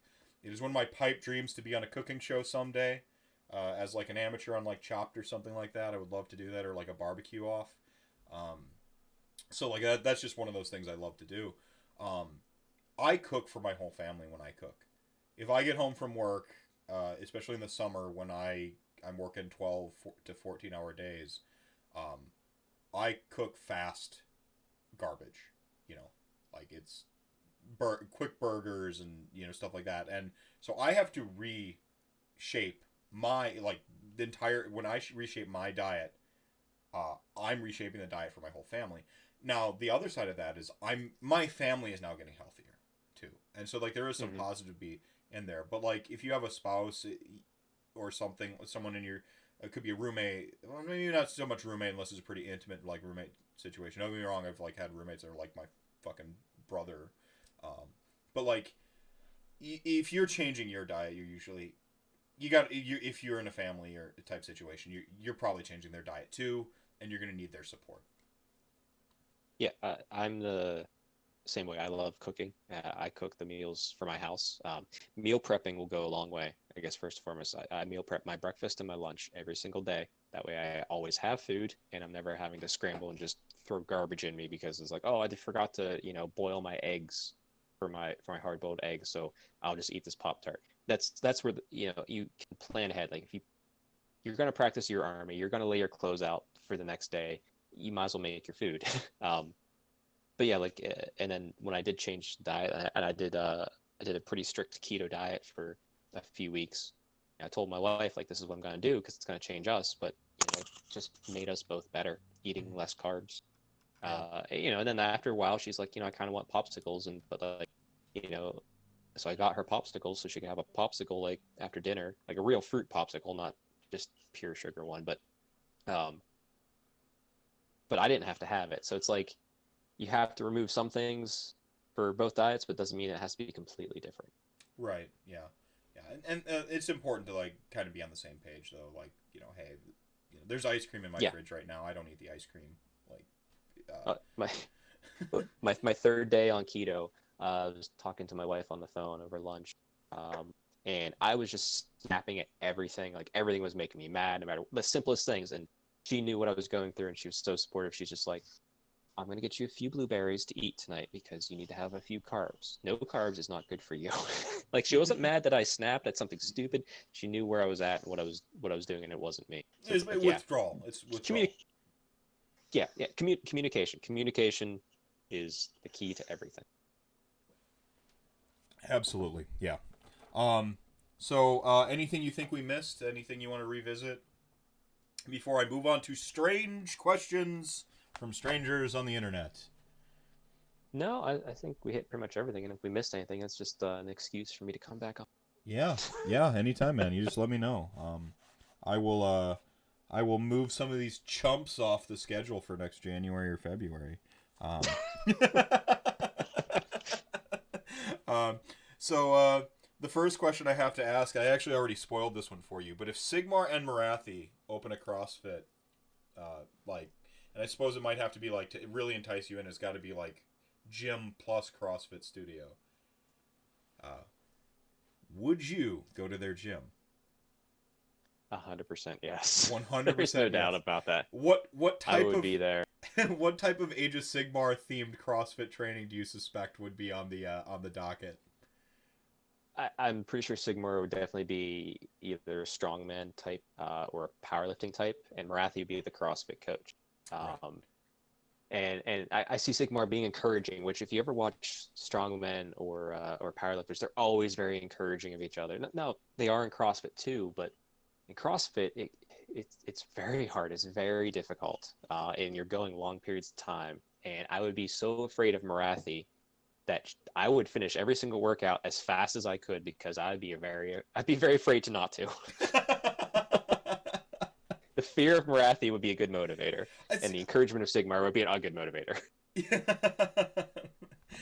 That's fucking fantastic.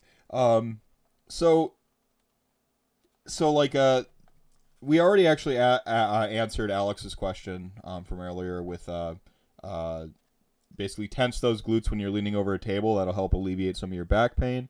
Yep. And then you can't say Tay-Tay. All right? Taylor Swift is off limits. What music would Sigmar bump in the gym? Boy. Like, part of me wants to be like, he'd put on Nightwish because he can't let go of the past. Rip Nightwish fans. Like, oh, man. I think he'd put on, like, music that was, like, clearly from his prime, per se. Like, I know now it's his prime, but, like, he put on, like, stuff that was, like, yeah, it'd be like Motley Crue and stuff, like whatever.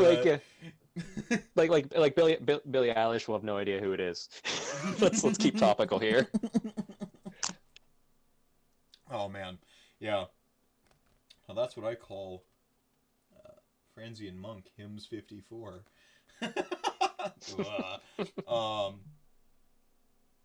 Drink more water. Yeah, I mean, you should. Humans just drink more water will help you, and just a lot of stuff, by the way. Yeah, no, I'm always even dehydrated. Like, I don't drink enough. Like, if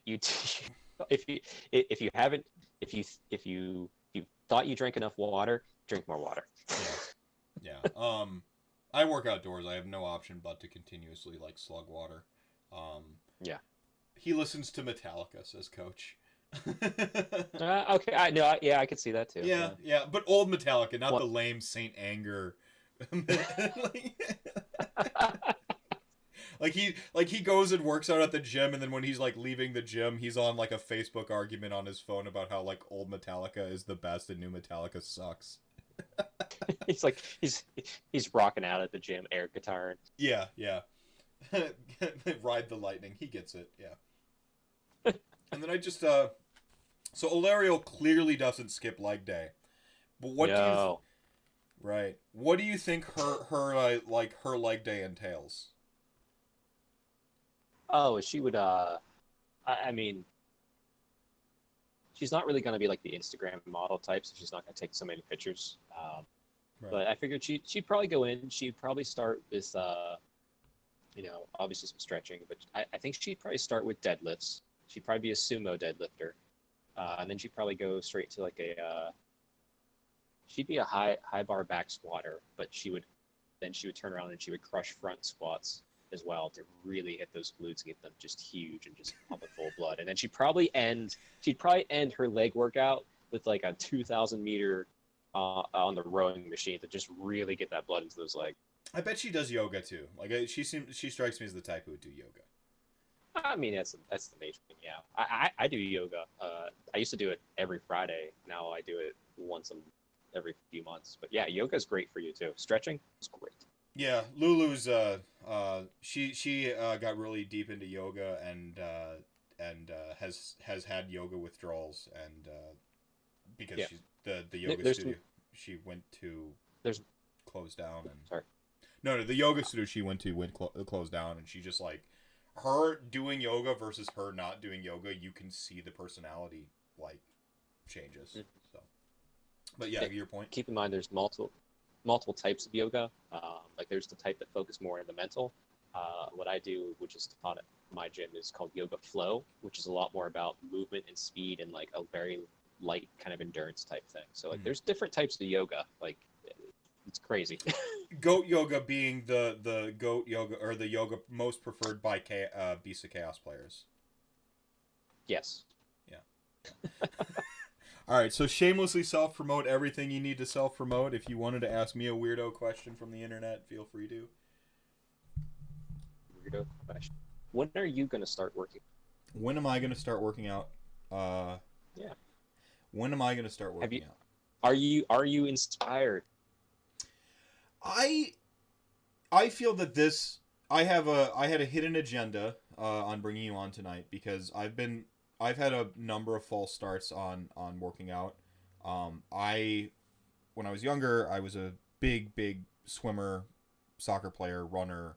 Always lean muscle was always my thing. Like, I just wanted to maintain lean, flexible, functional muscle, right? So I always did the activities. I still have pretty majestic quads and thighs, in fact, but I know I need to get back into shape, because I don't want to be winded playing with my kids, like and I'm getting to that point where, like, I'm not what I used to have 6-pack abs and be a freaking professional wrestler, for crying out loud.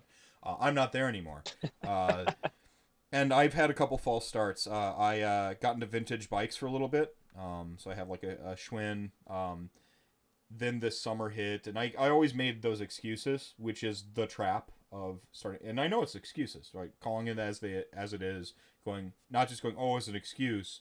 Going, it's an excuse. How do I correct it? And so I'm in that part of my journey right now. When am I going to start working out? Go ahead. Yep. I was to say the key thing here is actually you should finish before I bring this point up. Yeah. Go ahead. Yeah. So I got it. So I bought a bike. Started biking again. In the summer, blew out my inner tube. Immediately stopped all working out. Like, oh man, now I have to replace my inner tube. Except it's on a vintage bike, a vintage road bike, so I have to find a place to buy that stuff from, and like, so like I had some light barriers to a process I was beginning, and just kind of stopped immediately. I need to get back on the saddle, and I think I need to start by actually honestly just walking and jogging again. Go ahead. When are you gonna do your first walk? When am I gonna do my first walk? Yeah. Tomorrow. Perfect answer. Yeah, I'll do it tomorrow. Okay, The- I will at me on Twitter, and I will at you back at some point in the day of me currently walking several blocks. That is fantastic. But that is the one piece of advice I think that maybe I forgot to mention is, so many people say, oh, I'll start my diet Monday. I'll go to the gym on Monday. I'll start in the new year. That's just you pushing off the inevitable of not wanting to do it. If you want to do it, start. Just start right now. Like not right now. Like it's but like, within the next 2 days, like, I'm going to do this, and tell yourself I'm going to do this. Here's the time I'm going to do it, and then you can do it. Yeah.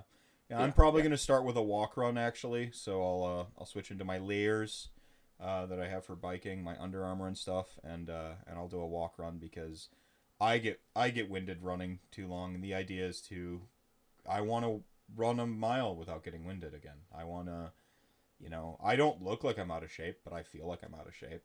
Like I obviously have my beer belly, but I don't look. I'm not somebody you look at and you go, this man is obese, but I'm out of shape, and I can, because you feel it.